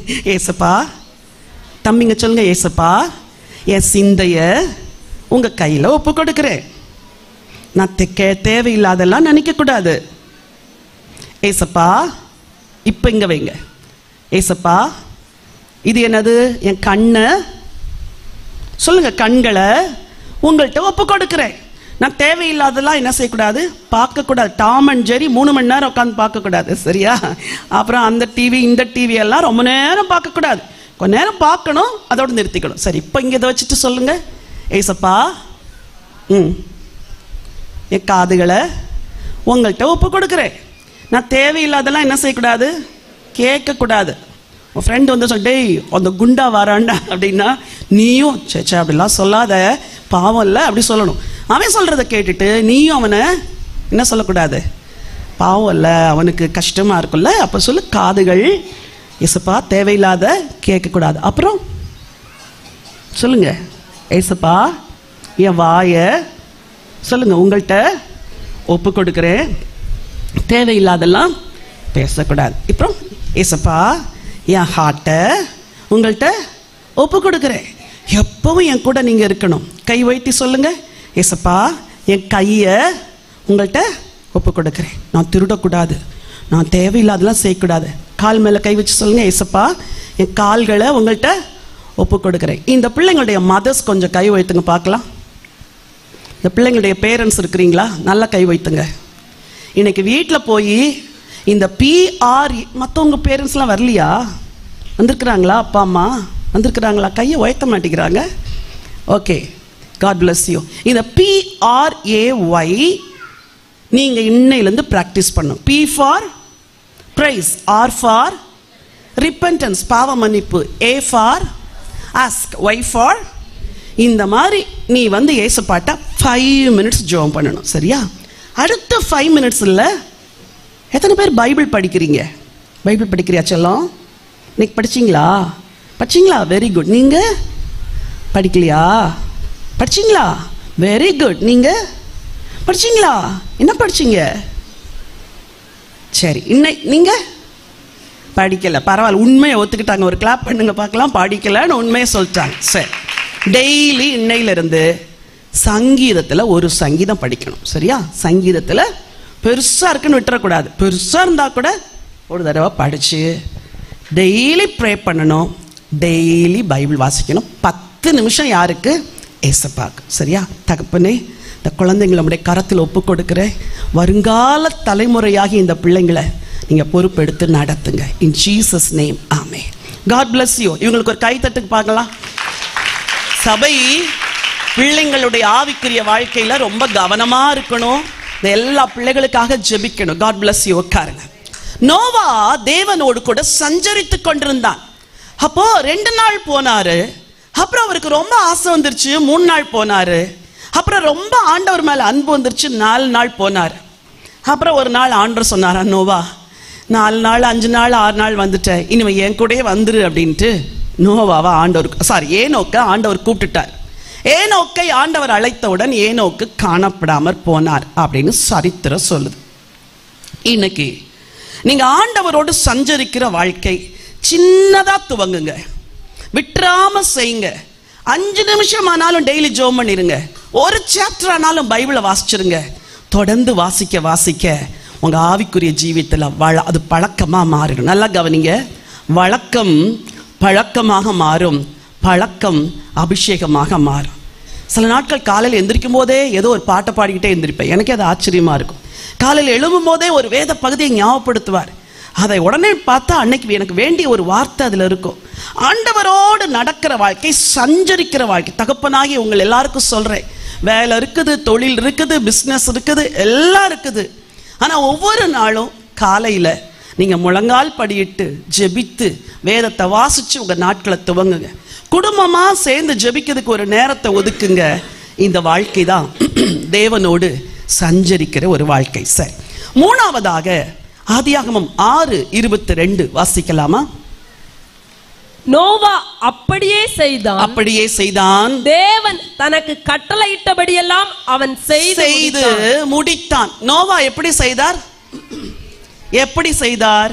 வசனம் சொல்லுது, 14வது வசனம் வாசிங்க. நீ கொப்பேர் மரத்தால் உனக்கு ஒரு பேழை செய்தார். குடும்பங்கள் தேவ சித்தத்தை செய்கிற குடும்பமா இருக்கணும். இன்னைக்கு நம்ம வீட்டுல பிள்ளைங்களுக்கு கல்யாணத்துக்கு வரம் தேடும் போது என்ன தெரியுமா தேடுறோம்? எங்க ஊர்ல வேற மாதிரி, உங்க ஊர்ல 100 பவுன் போடுவாங்களே கேளு அப்படின்னா கொடுக்கலாம். எப்படி 100 கொஞ்சமா சொல்றேன்னு நினைக்கிறேன். கிலோல பேரம் பேசுகிற ஊர் இது. கோடிகள்ல வரதட்சணையை பேசுற ஊர். இன்னைக்கு சொல்றேன், விசுவாசிகளாகிய நீங்கள் உலகத்தாரின் வழியில நடக்கக்கூடாது. அந்த ஒரு பெண் ஒரு சாதாரண குடும்பத்தில் உள்ள ஒரு பெண் தான். ஆனா அவளை தெரிந்தெடுத்திருந்தா அவ உங்க குடும்பத்தை கட்டியிருப்பா. ஒரு குடும்பத்தார் தங்களுக்கு வரம் தேடும் பொழுது அந்த சகோதரன், தட் இஸ் அந்த ஃபேமிலி, தங்கள் பையனுக்கு ஒரு பொண்ணை தேடணும். இவ்வளவு பவுன் நகை போட்டா தான் சிஸ்டர் இந்த பொண்ணு எங்க வீட்டுக்கு வரணும்னாங்க. பொண்ணு பார்க்க கொடுக்குறவங்க வேற வழியே இல்லாம அவங்க கேட்ட அளவுக்கு நகை போடுற குடும்பத்திலேருந்து ஒரு பொண்ணை கொண்டாந்து கல்யாணம் நடந்துருச்சு. நாங்கெல்லாம் சொன்னோம், பணத்தை பார்க்காதீங்க, வரதட்சணை பார்க்காதீங்க, நகையை பார்க்காதீங்க, நல்ல பொண்ணுங்க எவ்வளோ இருக்குது, உங்களையும் உங்கள் குடும்பத்தையும் நடத்துறதுக்கு நீங்கள் எவ்வளோ சொத்து வச்சிருக்கிறீங்க, இந்த பொண்ணு கொண்டு வர்ற சொத்து உங்கள் வீட்டில் சேர வேண்டாம், சமுதாயத்துக்காக நகை காரு வீடு இதெல்லாம் தேடாதீங்கன்னு படிச்சு சொன்னோம். எப்படி சொன்னோம்? கேட்கல. கல்யாணம் ஆச்சு, ஒரே மாசத்துல அவ வீட்டுக்கு போயிட்டா. எனக்கு பிடிக்கல இந்த மாப்பிள்ளை அப்படின்ட்டு விவாகரத்தே ஆயிடுச்சு. இன்னைக்கு என்ன தெரியுமா கேட்குறாங்க? எப்படிப்பட்ட பொண்ணா இருந்தாலும் சரி சிஸ்டர், ஒரு பக்தி உள்ள பொண்ணை கொண்டு வாங்க. அதைத்தானே முதல்ல சொன்னோம், அதைத்தானே முதல்ல பாருங்கன்னு சொன்னோம். இன்னைக்கு உங்களுக்கு சொல்றேன், எந்த ஒரு காரியமா இருந்தாலும் இந்த ஊரின் வழக்கத்தின்படி நடக்காதீங்க. ஆண்டவரே உங்க சித்தம் என்னப்பா? ஸ்கூல்ல பிள்ளைய போடணும்னா உங்க சித்தம் என்ன? காலேஜில் உங்க பிள்ளைக்கு அட்மிஷன் போடணும்னா உங்க சித்தம் என்ன? ஒரு வீட்டை வாங்கணும்னா உங்க சித்தம் என்ன? ஒரு நிலத்தை வாங்கணும்னா உங்க சித்தம் என்ன? திருமண காரியங்கள்ல உங்க சித்தம் என்ன? நோவா அப்படியே செய்து முடித்தான். ஆண்டவர் சொன்னார், வேலையை பண்ண வேண்டிய விதமாவது. வாலிப பிள்ளைகளே, உங்களுக்கு ஆண்டவர் பேசுவார். நீ வாழ வேண்டிய விதம் இப்படி, நீ நடக்க வேண்டிய விதம் இப்படி, நீ உடுத்த வேண்டிய விதம் இப்படி. இதெல்லாம் கர்த்தர் சொல்லி சொல்லி சொல்லி சொல்லி கொடுத்ததுனால அந்த வசனத்தை எல்லாரும் வாசிங்க. 6 கடைசி வசனம் 22.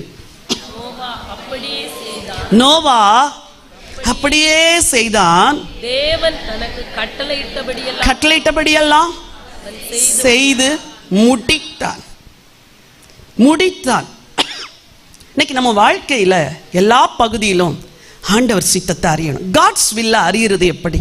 4 காரியம். 1, நல்லா ஜெபிச்சா மனசு தெளிவா இருக்கும். தேவ சித்தத்தை அறிந்து கொள்ளும். காட், நியூட்ரலா ஜெபிக்கிறேன், என் விருப்பம் இல்லப்பா உங்க விருப்பம், என் சித்தம் இல்லப்பா உங்க சித்தம்னு எல்லாத்தையும் பலிபீடத்தில் வச்சுட்டு ஜெபிக்கணும்.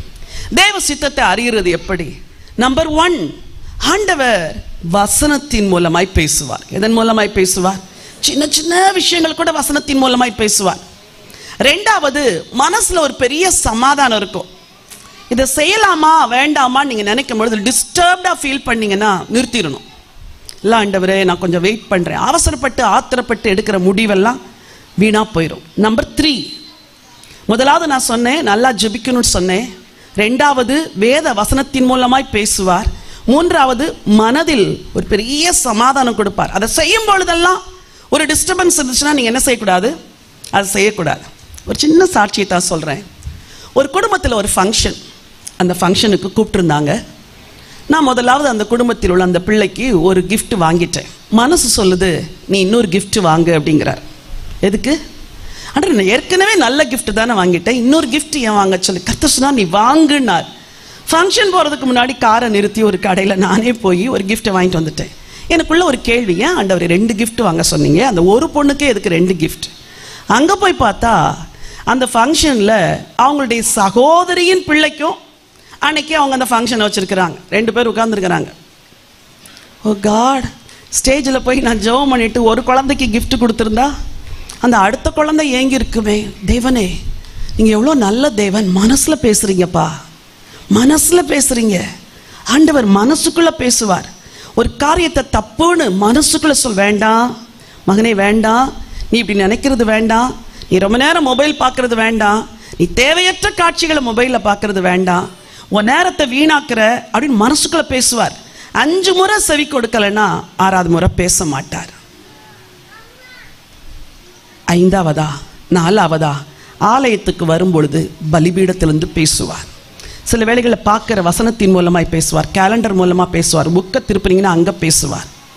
எல்லாவற்றுக்கும் மேலா காட் உங்கள் சித்தம்னா எனக்கு இதை செய்யுங்க, சித்தம் இல்லைன்னா விட்டுருங்க. குடும்பத்தில் இதை தலைவன் தலைவி 2 பேரும் சேர்ந்து எடுக்க வேண்டிய முடிவில் நல்லா கன்சிஸ்டண்ட்டாக ஜெபம் பண்ணணும். ஆண்டவரே உங்கள் சித்தம்னா நடக்கட்டும், சித்தம்னா வாய்க்கட்டும், இல்லைன்னா விட்டுருங்க அப்படின்னு ஜெபம் பண்ணும் பொழுது ஆண்டவர் நிச்சயமாய் ஜெபங்களுக்கு பதில் தருவார். நன்றாய் ஜெபித்து தெளிந்த மனதோடு கூட ஆண்டவருடைய வார்த்தையை கேட்கணும். மனசின் சமாதானம், வேத வசனத்தின் வழி நடத்துதல், சில வேளைகளில் தீர்க்க தரிசனம் மூலமாய் பேசுவார், சொப்பனத்தின் மூலமாய் பேசுவார், பலிபீடத்திலிருந்து எல்லா நேரமும் பேசுவார், இப்படி வசனங்கள் மூலமாய் பேசுவார். நோவா கர்த்தருடைய சித்தத்தை செய்து முடித்தான். உங்க வாழ்க்கையில குடும்பத்தில் கடந்த நாட்களில் ஏன் தெரியுமா கஷ்டம், ஏன் நஷ்டம்? ஐயோ தெரியாம இந்த பையனை என் பொண்ணுக்கு கொடுத்துட்டேன், ஐயோ அவன் டார்ச்சர் பண்றான். ஏன் தெரியுமா? இன்னும் கூட கொஞ்சம் கர்த்தருக்கு வெயிட் பண்ணியிருந்தீங்கன்னா, இன்னும் கூட கொஞ்சம் கர்த்தருக்கு காத்திருந்தா நீங்க நல்லா செஞ்சிருப்பீங்க. இன்னும் கூட காத்திருந்தா கர்த்தர் உங்க தொழிலில் வேற ஒரு விதத்தில் நடத்திருப்பார். அவசரப்பட்டு உன்னை முடிவு பண்ணிட்டீங்க. இன்னைக்கு நம்ம எல்லாரும் மனம் திரும்புவோம். ஆண்டவர் அவர் சித்தத்தை செய்ய உதவி செய்வார். தேவ சித்தம் செய்கிற குடும்பங்களாய் நீங்கள் மாறணும். பிள்ளைங்களுக்கு கூட சொல்லிக் கொடுக்கணும். சின்ன வயசுலயே நீ ஏசப்பா சித்தம் தான் செய்யணும், ஆண்டவர் சித்தம் இல்லாத வேற எதையும் செய்யக்கூடாதுங்கிறத உங்க பிள்ளைங்க உள்ளத்துல விதைச்சு வச்சா ஏற்ற வேளை வரும்பொழுது அந்த பிள்ளை ஆண்டவருடைய ஊழியத்தை செய்கிற பிள்ளையாய் மாறும். 4வதாக இந்த நோவா தன் சொந்த குடும்பத்துக்கு ஆசீர்வாதமாய் இருந்தார். 5ஆம் அதிகாரம் 29வது வசனம் வாசிங்க. கர்த்தர் சபித்த பூமியிலே நமக்கு உண்டான வேலையிலும் நம்முடைய கைகளின் பிரயாசத்திலும் இவன் நம்மை தேற்றுவான் என்று சொல்லி அவனுக்கு நோவா என்று பெயரிட்டான். அவங்க பெற்றோர் அந்த பிள்ளைக்கு நம்பிக்கையோடு பெயரிட்டாங்க. என்ன பேரு? இவன் நம்மை, சொல்லுங்க சத்தமா சொல்லுங்க, இவன் நம்மை. ஒவ்வொரு தகப்பனுக்கும் தாய்க்கும் தன் பிள்ளையை குறிச்ச என்ன ஒரு நம்பிக்கைனா, என் பிள்ளை எனக்கு எப்படி இருக்கும்? ஆதரவா இருக்கும். 18 வயசான உடனே வெளி தேசங்களில் பிள்ளைங்க வெளியே போயிடுவாங்க. அவங்க அப்பாவுடைய சொத்துக்கு ஆசைப்பட மாட்டாங்க, அப்பாவுடைய சம்பாத்தியத்துக்கு ஆசைப்பட மாட்டாங்க. தனியாக ஒரு வீடு பார்த்துக்குவாங்க, தனியாக சம்பாதிப்பாங்க, அவங்களே வாழ்வாங்க. என் வாழ்க்கை, என் லைஃபு, என் வருமானம், என் சித்தம், நான் விரும்புகிறதான் செய்வேன் இப்படி சொல்லி 40 வயசு வரைக்கும் கூட சில கல்யாணம் பண்ண மாட்டாங்க. சிலர் 19 வயசுலேயே வாழ்க்கையை தேடிக்குவாங்க. வாலிப பிள்ளைகள் உலகமெல்லாம் வேற மாதிரி வாழ்கிறாங்க. ஆனால் இந்த பெற்றோர், ஆண்டவர் கிறிஸ்தவ குடும்பத்தை எப்படி வச்சிருக்கிறார்னா, பிள்ளைகள் வளர்ந்து வரும் பொழுது பெற்றோரை என்ன செய்யணும்? தேற்றுகிற பிள்ளைகளாக இருக்கணும். எனக்கு நல்லா ஞாபகம் இருக்குது. நான் 10th படிக்கும் பொழுது, 10th +2 படிக்கும்போது என் வீட்டில் மோஸ்ட் ஆஃப் த ஒர்க் நான் தான் பண்ணுவேன். எங்கள் அம்மாவுக்கு வீட்டில் அப்போல்லாம் இப்போ இருக்கிற வசதி கிடையாதா, வீதியிலேருந்து தண்ணி ஒரு சம்பில் விழும். அந்த சம்புக்குள்ள இருந்து ரெபேக்காள் மாதிரி தண்ணி டெய்லி எடுத்து எல்லாருக்கும் குளிக்கிறதுக்கு நான் தான் ஊற்றுவேன். கடைக்கு போனால் எங்கள் அம்மா என்ன தான் கூப்பிடுவாங்க. அப்போ நான் சைக்கிள் ஓட்டுவேன். ஆகவே சைக்கிளில் போய் மார்க்கெட்டுக்கு போய் எங்கள் அம்மாவுக்கு எத்தனையோ நாட்கள் பொருள் வாங்கிட்டு வந்திருக்கிறேன். ஒரு சின்ன பொருள் வேணும்னாலும் கடைக்கு போனால் எங்கள் அம்மா என்ன தான் கூப்பிடுவாங்க. என் தாய்க்கு ஸ்கூலுக்கு போகிறதுக்கு முன்னாடி வீடை பெருக்கி கொடுத்து தொடச்சி எல்லாம் செஞ்சுருக்கிறேன். சனி ஞாயிற்றுக்கிழமைகள் எல்லாருடைய துணிகளை துவைச்சி போடுவேன். யோசித்து பார்க்குறேன், அந்த சின்ன வயசுல என்னால் என்ற அளவு என் தாய் தகப்பனுக்கு நான் ஆதரவாக இருந்தேன். என் பெற்றோர் என்னை நம்பினார்கள். இந்த பிள்ளை ஒரு பொண்ணு இல்லை, இது எங்களுக்கு ஒரு பையன்னு சொல்லுவாங்க.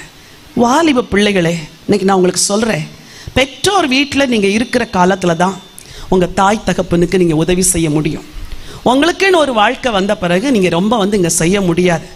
இங்கே உதவி செய்ய, இங்கே கிச்சன் பக்கமே போகாத பிள்ளைங்கெல்லாம் போய் மனைவிக்கு காஃபி போட்டு கொடுக்குறாங்க, சமைச்சு கொடுக்குறாங்க. ஒரு அம்மா அன்னைக்கு சொன்னாங்க, என் ஹஸ்பண்ட் எனக்கு எல்லாம் கிச்சனில் ஹெல்ப் பண்ணிடுவார் சிஸ்டர், பாத்திரம் விளக்கிடுவார், சிங்கெல்லாம் தொடச்சிடுவார். ஓ நல்ல புருஷனையா, பாத்திரம்லாம் விளக்குறாரு, சமைச்சு கூட கொடுப்பாரு, சில சமயம் பிள்ளைகளுக்கு சாப்பாடெல்லாம் ஊட்டி விட்டுருவாரு. இதெல்லாம் நல்லது. அங்கே போன பிறகு செய்கிறீங்களே, இங்கே இருக்கும்போது செய்யணும். பெண் பிள்ளைகளாகி உங்களுக்கு சொல்கிறேன், do some help to your mothers. அம்மாவுக்கு இந்த குட்டீஸ் உங்களுக்கு சொல்கிறேன், சின்ன சின்ன வேலைகளை மம்மி டாடிக்கு என்ன செய்யணும், செஞ்சு கொடுக்கணும். அங்கே போய் அந்த தொடப்பத்தை எடுத்துட்டு நான்லாம் போக மாட்டேன், ஆடினாவை போக சொல்லுங்க அப்படி சொல்லக்கூடாது. You have to do that work. நோவாவுடைய பெற்றோருக்கு ஒரு பெரிய சந்தோஷம், இவன் நம்மை தேற்றுவான். என் அன்பு பிள்ளைகளே, நீங்கள் உங்கள் பெற்றோரை தேற்று. அதே போல் இங்கே இருக்கிற மதர்ஸ் ஃபாதர்ஸில் எவ்வளோ பேருக்கு அப்பா அம்மா இருக்கிறாங்க? கை வைத்துங்க பார்க்கலாம். திருமணமான உங்களில் நல்லா கை வைத்துங்க. ஏன் வெக்கத்தோடு வைத்துறீங்க? இங்கே அப்பா அம்மா இருக்கிறாங்களா? அப்படி வைங்க. உங்கள் அப்பா அம்மாவை எப்படி கவனிக்கிறீங்க? ஐயோ கல்யாணம் பண்ணி வந்துட்டோங்க அப்புறம் அவங்களெல்லாம் நினைக்க, நோ, கிடையாது. உங்கள் தாய் தகப்பன் சாகிற வரைக்கும் நீங்கள் தான் உங்கள் பேரண்ட்ஸை பார்க்கணும். உங்களால் முடிஞ்சா மாதம் ஒரு காசு அவங்களுக்கு கொடுங்க. அவங்க எவ்வளவோ அவங்களுக்கு கொடுக்கலாம், but what they will expect. என் பொண்ணு ஒரு புடவை எடுத்து வந்தால் எங்கள் அம்மா அந்த புடவை ஆசையாக கட்டுவாங்க, வேண்டாம் வேண்டாம்பாங்க. ஆனால் கொடுத்த பிறகு ஆசையாக கட்டுவாங்க. அதை பார்க்கவே சந்தோஷமாக இருக்கும். அம்மா அவங்கள வளர்த்த கஷ்டங்கள்லாம் உங்களுக்கு தெரியாது. ஆனால் உங்கள் அம்மா உயிரோடு இருக்கிற வரைக்கும் அந்த உள்ளத்தில் ஒரு ஓரத்தில் ஒரு ஆசை ஒளிஞ்சிட்ருக்கோம். என்ன ஆசை தெரியுமா? என் பையன் ஃபோன் பண்ணணும், என் பொண்ணு ஃபோன் பண்ணணும், என் பொண்ணு வந்து என்னை பார்க்கணும், ஆஸ்பத்திரிக்கு என் பையன் கூட்டு போகணும். இதெல்லாம் ஒரு தாய் தகப்பனுடைய ஏக்கங்கள், எதிர்பார்ப்புகள். ஃபோனை பண்ணி கேளுங்க, நல்லா இருக்கிறீங்களாம்மா? இந்த விசாரிப்பும் இந்த தேறுதலும் இல்லைன்னா அநேக பெற்றோருடைய அந்திய காலங்களில் அது வீணாக முடிஞ்சிருது. நான் ஒரு குறிப்பிட்ட தேசத்திற்கு கடந்து சென்ற பொழுது ஒரு ஃபேமிலியில் ஒரு மீட்டிங் நடந்துச்சு. அப்போது அந்த மீட்டிங்கில் அந்த 2 பெற்றோர்கள் வந்திருந்தாங்க. அந்த அம்மா வேகமாக வந்து என்கிட்ட சொன்னாங்க, அந்த ஐயா, அம்மா முடிஞ்ச பிறகு என் மனைவி உங்கள்கிட்ட பேசணும்னு சொல்கிறாம்மா. சரின்னு அவங்களுக்கு 2 பிள்ளைங்க. அந்த பிள்ளைங்களை நம்பி இவங்க இங்கே எல்லாத்தையும் விற்றுட்டு போயிட்டாங்க அந்த தேசத்துக்கு. ஆனால் நம்பிக்கையோடு போனவங்களுக்கு அங்கே காத்திருந்ததெல்லாம் ஏமாற்றம். வீட்டெல்லாம் விற்று, சொத்தெல்லாம் விற்று, பணத்தெல்லாம் பிள்ளைங்க கையில் கொடுத்துட்டாங்களா, வாங்கி அவங்க வேற ஏதோ இன்வெஸ்ட் பண்ணிட்டாங்க. ஆனால் இந்த பெற்றோரை நடத்துகிற விதம் அவ்வளவு ஒரு பரிதாபமான நிலைமை. பெற்றோர் சொல்றதை எனக்கு இது உண்மையான்னு கூட நினைக்க தோணலை. அந்த அளவுக்கு அகோரமான செய்திகளை சொன்னாங்க. மை காட், பெற்றெடுத்த பிள்ளைகள் பெற்றோரை இவ்வளோ இல்ட்ரீட் பண்ணுவாங்களா? இவ்வளோ மீனாக பேசுவாங்களா? மகளாக இருக்கிற நீ உன் தாய்க்கு ஒரு நாள் அவதூறு பேசாத. மகனாக இருக்கிற நீ உன் தகப்பன் தாய்க்கு விரோதமாக வார்த்தையும் எடுக்கக்கூடாது, கையையும் உயர்த்தக்கூடாது. இன்னைக்கு வாலிப பிள்ளைகளை சொல்கிறேன், கை உயர்த்துகிற பிள்ளைகள் எவ்வளோ பேர் தெரியுமா? எதிர்க்கிற பிள்ளைகள் எவ்வளோ பேர்? அடிக்கிற பிள்ளைங்க எவ்வளோ பேர்? இதெல்லாம் விஞ்ஞானிகள் செய்கிற காரியம். தேவனுடைய மகனாகிய மகளாகிய நீ ஒரு நாள் எடுத்து பேசாத, என்னை ஏன் பெத்த அப்படின்னு எவ்வளோ பிள்ளைங்க கேட்குறாங்க. Don't ask that question. இவன் நம்மை தேற்றுவான். நோவா பெற்றோருக்கும் ஆசீர்வாதமாக இருந்தார், தன் குடும்பத்துக்கும் ஆசீர்வாதமாக இருந்தார். ஊரெல்லாம் உலகமெல்லாம் போய் நோவா பிரசங்கம் பண்ணார், எவ்வளோ பிரசங்கம் பண்ணார். ஆனால் அவர் பிரசங்கத்தை யாருமே கேட்கல. நீங்கள் குடும்பமாக சில ஊழியங்களை செய்யணும், ஊழியத்தில் இன்வால்வ் ஆகணும். சபையில் ஒரு கூட்டம்னா அதில் வந்து குடும்பமாக நிற்கணும். நோவா பிரசங்கித்தார் அப்படின்னு வேதம் சொல்லுது. 120 வருஷம் நீதியை பிரசங்கித்தாராம். ஒருத்தருமே கேட்கல. டிசப்பாயிண்ட் ஆனாரா? ஆகலை.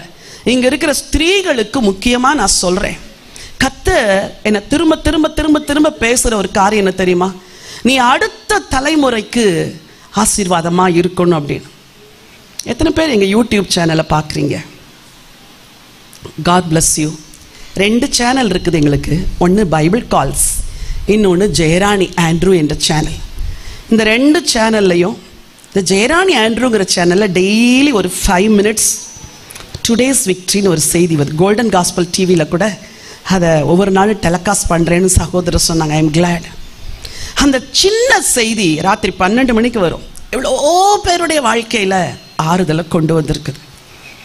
இந்த பைபிள் கால்ஸ் என்ற யூடியூப்பில் நிறைய ஆவிக்குரிய செய்திகள் பெண்களுக்கு இருக்குது. தயவுசெய்து சும்மா இருக்கும்போது கேளுங்க. எல்லா ஊருக்கு போகும்போது ஸ்திரீகள் சொல்லுவாங்க, அம்மா, சகோதரர்கள் சொல்ல, அம்மா என் வீட்டில் கிச்சனில் உங்கள் சத்தம் தான் அம்மா கேட்குது. கிச்சனில் ஏன் சத்தம் கேட்குதா? ஏன்னா சமைக்கும் பொழுதெல்லாம் எத்தனையோ சகோதரிகள் சொல்லுவாங்க, ஒரு செய்தியை கேட்டு முடிச்சிருவேம்மா சமைச்சு முடிக்கிறதுக்குள்ள. இந்த வருஷத்தில் தயவுசெய்து அந்த சேனலை சப்ஸ்கிரைப் பண்ணி டெய்லி குக் பண்ணும்போது ஒரு செய்தியை கேளுங்க. 2 மாதத்தில் உங்கள் சமையல் கூட டேஸ்ட்டாக மாறிடும். அல்லேலூயா. வசனத்தை கேட்க கேட்க ஆண்டவர் வாழ்க்கையை மாற்றுவார்.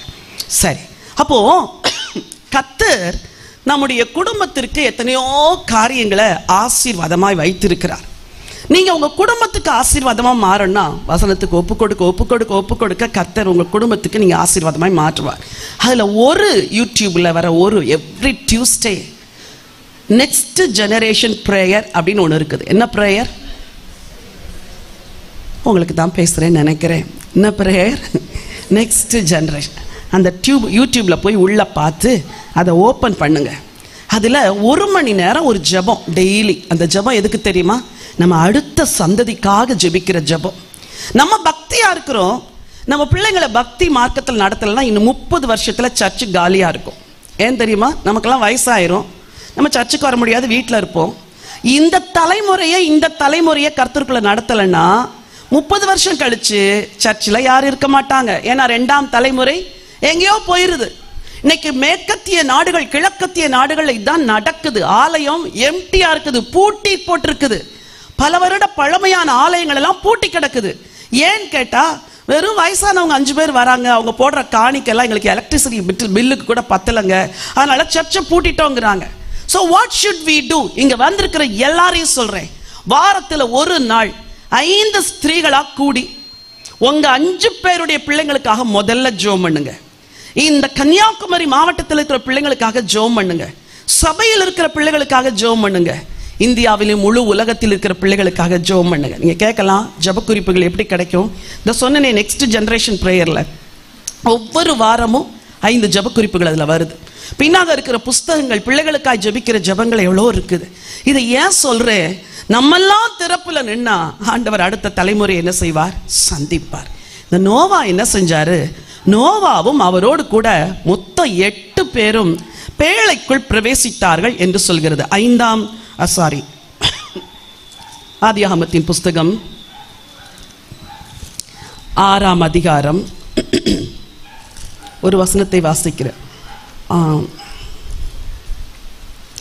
7ஆம் அதிகாரம் முதல் வசனம் வாசிங்க. கர்த்தர் நோவாவை நோக்கி நீயும் உன் வீட்டார் அனைவரும் மொத்த வீட்டார் எத்தனை பேரு? 8 பேர். பெற்றோருக்கு பிரியமாய் நடந்தார். இப்போ பிள்ளைகளுக்கு பொறுப்பா நடக்கிறார். என் பிள்ளைல ஒரு பிள்ளை கூட என்ன செய்யக்கூடாது? பேழைக்குள்ள வராம போயிடக்கூடாது. எல்லாரையும் உள்ள நடத்தினாரா? 8 பேர் உள்ள போயிட்டாங்க. கர்த்தர் உள்ளே விட்டு கதவை அடைத்தார்னு சொல்லியிருக்கிறது. நோவா தன் குடும்பமாய் கர்த்தரை சேவித்த ஒரு மனுஷன். இன்னைக்கு ஆண்டவர் உங்கள்கிட்ட எதிர்பார்க்கிறது என்ன தெரியுமா? நீயும் உன் குடும்பமும் பேழைக்குள்ள பிரவேசிக்கணும். இந்த உலகம் ஒரு பொல்லாத உலகமாக இருக்கிறது. இந்த உலகம் பாவம் நிறைந்த ஒரு உலகமாக இருக்கிறது. ஆதியாகமத்தின் புஸ்தகம் ஆபிரகாமை குறித்து வாசிக்கும் பொழுது அவருடைய குமாரனாகி ஈசாக்குக்கு பெண் தேடும் பொழுது ஆபிரகாம் சொல்றாரு, நீ இங்கெல்லாம் கானானிய ஸ்திரீகள தேடிராத, என் சொந்த ஜனத்திட்ட போ, அதாவது சொந்த ஜாதியில போ. அப்படி இல்லை, மீட்கப்பட்ட யெகோவா தேவனை வணங்குகிற என் கோத்திரத்திலிருந்து என் மகனுக்கு பொண்ணு எடுத்துட்டு வா. இன்னைக்கு அப்படி அவர் எடுத்ததுனால இன்னைக்கு இஸ்ரவேல்னு ஒரு தேசம் நிற்குது. இன்னைக்கு நீங்க ஒரு தலைமுறையை ஆண்டவருக்குள் நடத்தினால், ஒரு பிள்ளைய கர்த்தருக்குள்ள கொண்டு வந்தால் உங்க முழு சந்ததியும் கர்த்தருக்குள்ள வந்துடும். ஹல்லேலூயா. 5 காரியங்களை சொன்னேன்.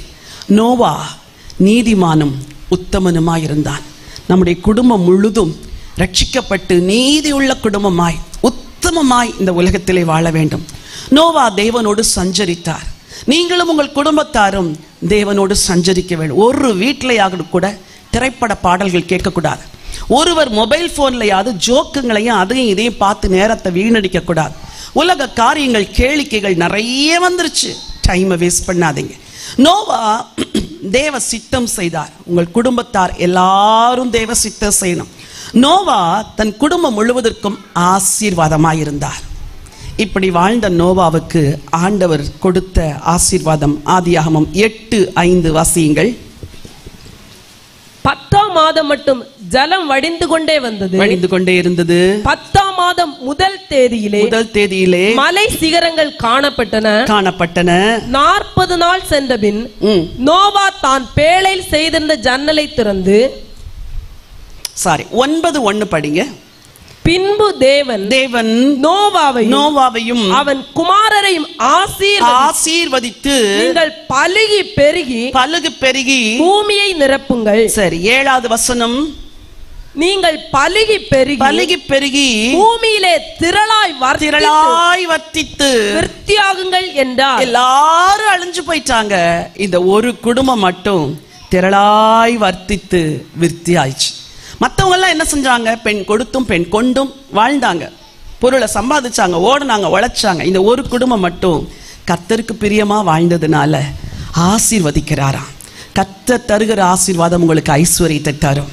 அதனோடு அவர் வேதனையை கூட்டார். இந்த நாளில குடும்பமாய் நோவாவின் குடும்பம் போல கர்த்தரை சேவிக்க தீர்மானம் எடுங்க.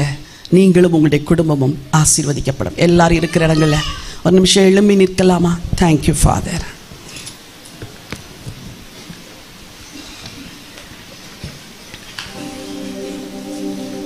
Thank you Jesus. இந்த பகல் வேளையில நோவாவின் காலம் போன்ற ஒரு காலத்தில் நீங்களும் நானும் வாழ்ந்து கொண்டிருக்கிறோம். நம்மை சுற்றிலும் அக்கிரமங்கள் பெருகுகிறது, அநியாயங்கள் பெருகுகிறது, பாவங்கள் பெருகுகிறது. இப்படிப்பட்ட ஒரு தலைமுறையிலே நீங்களும் நானும் கர்த்தருக்கு பிரியமாய் வாழுவதற்கு கவனமுள்ளவர்களாய் இல்லாவிட்டால் நம்முடைய வாழ்க்கையிலே சத்துரு உட்புகுந்து ரட்சிப்பு என்னும் வஸ்திரத்தை உரிந்து கொண்டு நம்மையும் நம்முடைய பிள்ளைகளையும் வேறு விதத்தில் திருப்பி விடுவான். எல்லா பெற்றோரும் உங்கள் கைகளை ஆண்டவருக்கு நேராய் உயர்த்துங்கள். சொல்லுங்க, ஆண்டவரை பார்த்து கொஞ்ச நேரம் ஜெபிக்க போகிறோம். ஆண்டவரே, ஒரு கடைசி காலத்தில் வாழுகிறோம். நானும் என் குடும்பமும் உம்மை சேவிக்க வேண்டும். நானும் என் வீட்டாரும் உமக்காய் வாழ வேண்டும். நானும் என் குடும்பமும் உமக்கு பிரியமாய் நடக்க வேண்டும். என் புருஷன் கர்த்தரை அறிய வேண்டும். என் மனைவி கர்த்தரோடு நடக்க வேண்டும்.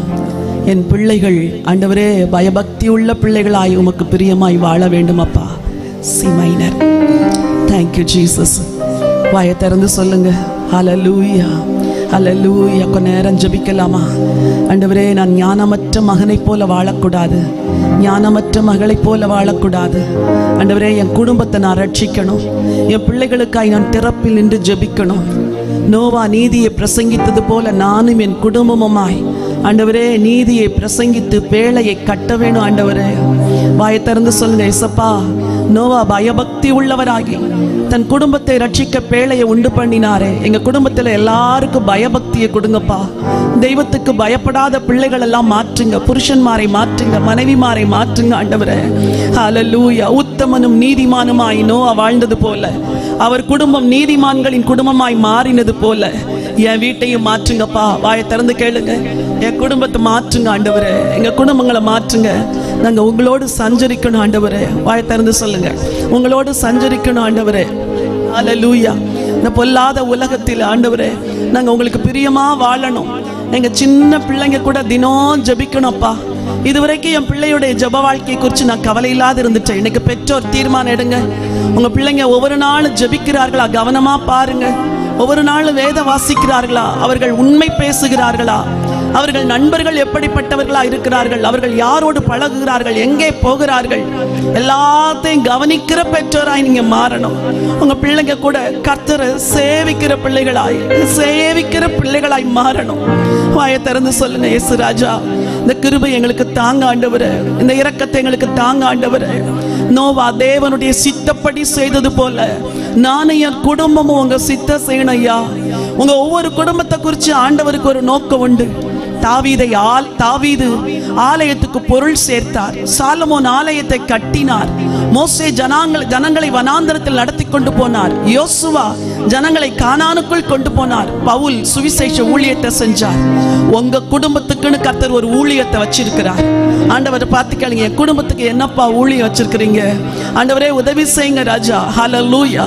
அதை நான் கண்டுகொள்ள எனக்கு உதவி செய்யுங்க ராஜா. ஹல்லேலூயா ஹல்லேலூயா. நோவா தேவ சித்தத்தை செய்து முடித்தது போல நானும் என் குடும்பமும் தேவ சித்தத்தை செய்யணும்பா. தன் குடும்பத்தை ஆதாயப்படுத்தினாரே. நோவா தன் பெற்றோருக்கு ஆறுதலாய் இருந்தது போல தன் குடும்பத்துக்கு ஆசீர்வாதமாய் இருந்தாரே. என்னையும் அப்படி மாற்றுங்கப்பா. என் முழு குடும்பத்துக்கும் நான் ஆசீர்வாதமா இருக்கணும். தேவ சபையாகிய குடும்பத்துக்கு ஆசீர்வாதமா இருக்கணும், இந்த உலகத்துக்கு ஆசீர்வாதமா இருக்கணும் ஆண்டவரே. அல்லேலூயா. கர்த்தர் நோவாவின் குடும்பத்தை ஆசீர்வதித்தது போல உங்களை உங்கள் குடும்பத்தை இன்றைக்கு ஆசீர்வதிக்க வந்திருக்கிறார். உங்க குடும்பத்துல என்ன குறை உண்டு, வாயை திறந்து சொல்லுங்க. இயேசுப்பா, அந்த குறைவுகளை எல்லாம் மாற்றுங்க ஆண்டவரே, மாற்றுங்க ஆண்டவரே. ரெண்டு கைகளை உயர்த்தி சொல்லுங்க, நாங்க குடும்பமா உங்களை சேவிக்கணும் ஐயா, குடும்பமா உங்களோட நடக்கணும் ஆண்டவரே. ஹல்லேலூயா. உம்மோடு நடக்கணுமே ஐயா, உம்மை போல் மாறணுமே, உம்மோடு நடக்கணுமே ஐயா, உம்மை போல் மாறணுமே. உலகின் ஒளியாய் மலை மேல் அமர்ந்து வெளிச்சம் கொடுக்கணுமே, வெளிச்சம் கொடுக்கணுமே. உலகின் ஒளியாய் மலை மேல் அமர்ந்து வெளிச்சம் கொடுக்கணுமே, வெளிச்சம் கொடுக்க. ஜெபமா சொல்லுங்க ஆண்டவரே, உம்மோடு நடக்கணுமே ஐயா, உம்மை போல் மாறணுமே. நான் உம்மோடு நடக்கணுமே ஐயா, உம்மை போல் மாறணுமே. ஓடும் நதியின் ஓரம் வளரும் மரமாய் மாற எங்க வாழ்க்கை எப்படி மாற்றுங்க ஆண்டவரே சொல்லுங்க. பயனுள்ள ஒரு வாழ்க்கை ஓரம் வளரும் மரமாய் மாறணுமே. எல்லா நாளும் இலைகளோடு கனிகள் கொடுக்கணும். பயனில்லாத வாழ்க்கை எனக்கு வேண்டாம் இயேசு ராஜா. இலைகளோடு கனிகள் கொடுக்கணுமே. நான் உம்மோடு இருக்கணுமே ஐயா, உம்மை போல் மாறணுமே. நான் உம்மோடு இருக்கணுமே ஐயா, உம்மை போல் மாறணுமே. ஆத்மபார உருக்கத்தோடு அழுது புலம்பணுமே. நோவா 120 வருஷங்கள் அழுது புலம்பி ஜனங்களுக்கு சுவிசேஷத்தை சொன்னது போல எங்க குடும்பத்தை மாற்றுங்க ஆண்டவரே. இரவும் பகலும் விழித்து செவிக்கும் மேய்ப்பனாகணும். தகப்பன்மாரெல்லாம் சொல்லுங்க ஆண்டவரே, இரவும் பகலும் விழித்து செவிக்கும் தகப்பனாகணுமே. நான் உம்மோடு இருக்கணுமே ஐயா, உம்மை போல் மாறணுமே. நான் உம்மோடு இருக்கணுமே ஐயா, உம்மை போல் மாறணுமே. உலகின் ஒளியாய் மலை மேல் அமர்ந்து வெளிச்சம் கொடுக்கணுமே, வெளிச்சம் கொடுக்கணுமே. உலகின் ஒளியாய் மலை மேல் அமர்ந்து வெளிச்சம் கொடுக்கணுமே, வெளிச்சம் கொடுக்கணுமே. கரங்களை தட்டி ஆண்டவருக்கு நன்றி சொல்லலாமா? இந்த பகல் வேளையிலும் எத்தனை பேரோடு இன்னைக்கு ஆண்டவர் பேசினார்? உங்க வாழ்க்கையில ஏதோ ஒரு பகுதி ஆண்டவரால் சீர்படுத்தப்பட வேண்டும். எல்லா கண்களும் மூடி இருக்கிற நேரத்துல கைகளை உயர்த்தி சொல்லுங்க, ஆண்டவரே, என் குடும்பத்தை குறித்து நான் ரொம்ப கவலையினமா இருந்துட்டேன் ஆண்டவரே, கவலையினமா இருந்துட்டேன் ஆண்டவரே. இன்னைக்கு நான் கருத்தா என் முழு குடும்பமும் ரட்சிக்கப்பட வேண்டும் என்று நான் ஜெபம் பண்ணுவேன், பிரயாசப்படுவேன். அப்படியே கைகளை உயர்த்தி உங்க எல்லா பிள்ளைகளுக்காய் கர்த்தரை நோக்கி ஒரு நிமிஷம் ஜெபம் பண்ணுங்க. வாயை திறந்து சொல்லுங்க. பிள்ளைகள் எல்லாம் உங்க பெற்றோருக்காய் ஜெபம் பண்ணுங்க. ஆண்டவரே, என் குடும்பத்தில் உள்ள பிள்ளைகள், என் குடும்பத்தில் என் பெற்றோர்கள் எல்லாரையும் ஆசீர்வதிங்க. அவர்கள் எல்லாரும் நீதிமான்களாய் உத்தமர்களாய் வாழணும், தேவனோடு சஞ்சரிக்கணும், தேவ சித்தத்தை செய்யணும், குடும்பத்திற்கு காவலாளிகளா இருக்கணும் ஆண்டவரே, ஆசீர்வாதமா இருக்கணும் ஆண்டவரே. நோவாவின் குடும்பத்தை போல எங்க குடும்பத்தை மாற்றுங்க. நோவாவின் பிள்ளைகள் தகப்பனோடு இணைந்து கடினமாய் உழைத்து பேழைய கட்டினார்கள். வாலிப பிள்ளைகள் கைகளை உயர்த்தி சொல்லுங்க, ஆண்டவரே, எங்க அப்பா அம்மாவுடைய கஷ்டத்துல நானும் பங்கு பெறணும் ஆண்டவரே. என் பெற்றோருக்கு நான் உதவி செய்கிறவனாய் இருக்கணும். உபத்திரவம் செய்கிறவனாய் இருக்க கூடாதப்பா. ஹல்லேலூயா, ஹல்லேலூயா, ஹல்லேலூயா. அப்படியே கைகளை உயர்த்தி கர்த்தர் நோவாவையும் அவனுடைய குடும்பத்தையும் ஆசீர்வதித்தது போல நம்மையும் ஆசீர்வதிக்க விரும்புகிறார். உங்க குடும்பத்தில் என்ன குறைவுகள் இருக்கிறது? இந்த பகல் வேளையில 3 காரியங்களுக்காய் நான் உங்களுக்கு ஜெபிக்க விரும்புகிறேன். வலது கரத்தை உயர்த்தி சொல்லுங்க, ஆண்டவரே, என் குடும்பத்தில் என் தனிப்பட்ட இந்த ஜெப வேண்டுகோளை உம்மிடத்தில் ஒப்புக் கொடுக்கிறேன். உங்க தனிப்பட்ட தேவைகளை தேவன் சந்திக்க போதுமானவராய் இருக்கிறார். வாயை திறந்து சொல்லுங்க, என் குடும்பத்தில் இது குறை இருக்குது, எனக்கு அது வருத்தமா இருக்குது, மனசு வேதனையா இருக்குது. ஆண்டவரே, சீக்கிரத்தில் என் ஜெபங்களுக்கு பதில் கொடுங்கப்பா, பதில் கொடுங்க ஆண்டவரே. அதே போல 2வது உங்க குடும்பத்தின் தேவை ஆண்டவர்கிட்ட சொல்லுங்க. என் குடும்பத்துல சண்டை, சச்சரவு, குடி, வெறி, விபச்சார ஆவி, வேசித்தன ஆவிலாம் கிரியை செய்து என் பிள்ளைங்கள்லாம் கீழ்ப்படியாது இருக்கிறத போல இருக்குதுப்பா. என் குடும்பத்தில் இருக்கிற இந்த பிரச்சனைகளை மாற்றுங்க ராஜா, மாற்றுங்க ஆண்டவரே. என் குடும்பம் ஒரு சமாதான கூடாரமா இருக்கட்டும். ஒரு நோவாவின் குடும்பத்தை போல, ஏனோக்கின் குடும்பத்தை போல நாங்க தேவனோடு சஞ்சரிக்கணும் ஐயா. ஹல்லேலூயா. அப்படியே வலது கரத்தை வைத்துக் கொள்ளுங்க. 3வதா உங்க மன விருப்பம் என்ன கர்த்தர்ட்ட சொல்லுங்க. இன்றைக்கு இந்த சனிக்கிழமை நாங்க வந்து இவ்வளவு நேரம் உட்கார்ந்து உங்க வசனத்தை கேட்டோம் ராஜா. என் மன விருப்பத்தை உங்கள்கிட்ட நான் சொல்றேன் ஆண்டவரே, நீங்க எனக்கு பதில் கொடுங்க ஆண்டவரே. சொல்லுங்க, எனக்கு பதில் கொடுங்க ஆண்டவரே. மனசுல ரொம்ப பாரம், விரக்தி, சிலருக்கு வாழவே பிடிக்கலங்கிற ஒரு எண்ணம் உள்ளத்துல இருக்குது. ஏன் வாழ்றோம்? மரித்தால் சரியா இருக்குமே, நலமா இருக்குமே நினைக்கிறீங்க. இல்ல, ஆண்டவர் உன் கூட இருப்பார். கர்த்தர் நோவாவோடு கூட சஞ்சரித்தது போல, நோவா கர்த்தரோடு சஞ்சரித்தது போல கர்த்தரும் நோவாவோடு கூட சஞ்சரித்தார். இந்த இடத்தை விட்டு போகும்போது நீங்க வெறுமையாய் போக போறதில்லை. கர்த்தர் கூட வருவார், உனக்கு உதவி செய்வார். உன் வீட்டுக்குள் கர்த்தர் சஞ்சரிப்பார். உங்க வீட்டின் காரியங்களை அவர் பார்த்து கொள்ளுவார். ஹல்லேலூயா. கையை உயர்த்தி சொல்லுங்க, என் கூடவே இரும் ஓ இயேசுவே, நீர் இல்லாமல் நான் வாழ முடியாது. என் பக்கத்திலே இரும் ஓ இயேசுவே, நீர் இல்லாமல் நான் வாழ முடியாது. ஜெபமா சொல்லுங்க ஆண்டவரே, என் கூடவே இரும் ஓ இயேசுவே, நீர் இல்லாமல் நான் வாழ முடியாது. என் பக்கத்திலே இரும்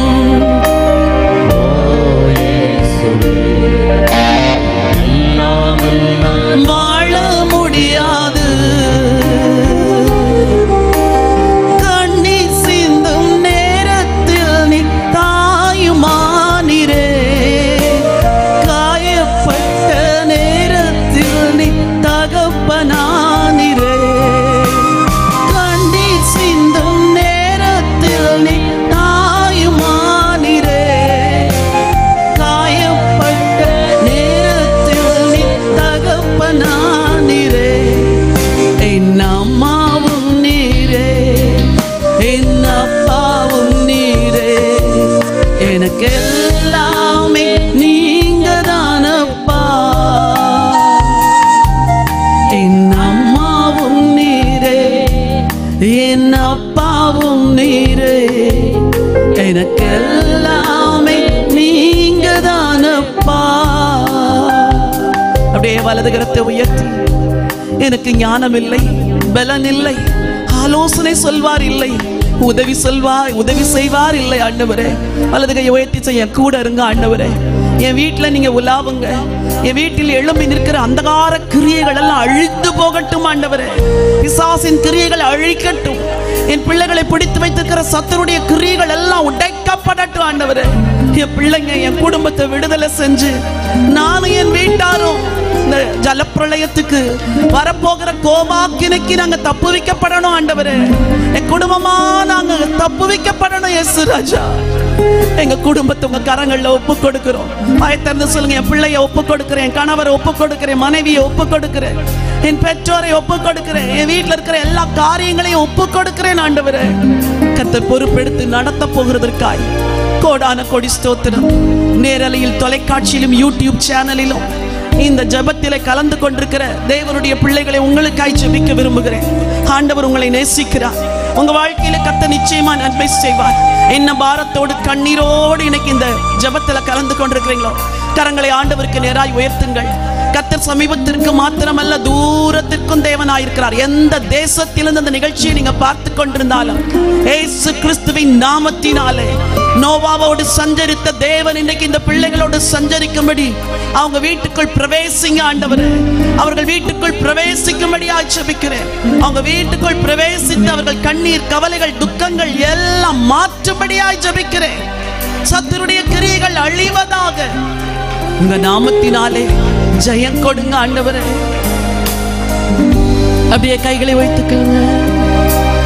என் கூடவே இரும் ஓ இயேசுவே, நீர் இல்லாமல் நான் வாழ முடியாது. என் பக்கத்திலே இரும் ஓ இயேசுவே, நீ இல்லாமல் நான் வாழ முடியாது. ஆண்டவரே, நோவா தேவனோடு சஞ்சரித்தது போல உங்க பிள்ளைங்க உங்களோடு சஞ்சரிக்க வேண்டும் என்று தங்களை ஒப்புக் கொடுத்திருக்கிறார்கள். நீரும் பிரசன்னமாகிறோம். பலவீனமான இவர்களை பலப்படுத்தி இவர்கள் கூடாரங்களிலே வாசம் செய்து இவர்கள் நித்திய ராஜ்யம் வந்து சேரும் வரைக்கும் காத்து கொள்ளுங்க ஆண்டவரே. சபையார் எல்லாரையும் ஆசீர்வாத நிறைவோடு கூட அனுப்புங்க. தாழ்த்தி உடைய கரத்தில் ஒப்புக் கொடுக்கிறேன். Thank you Jesus. ராஜா இயேசுவின் நாமத்தில் ஜெபிக்கிறேன் நல்ல பிதாவே. கரங்களை தட்டி தேவனை மகிமைப்படுத்தலாமா?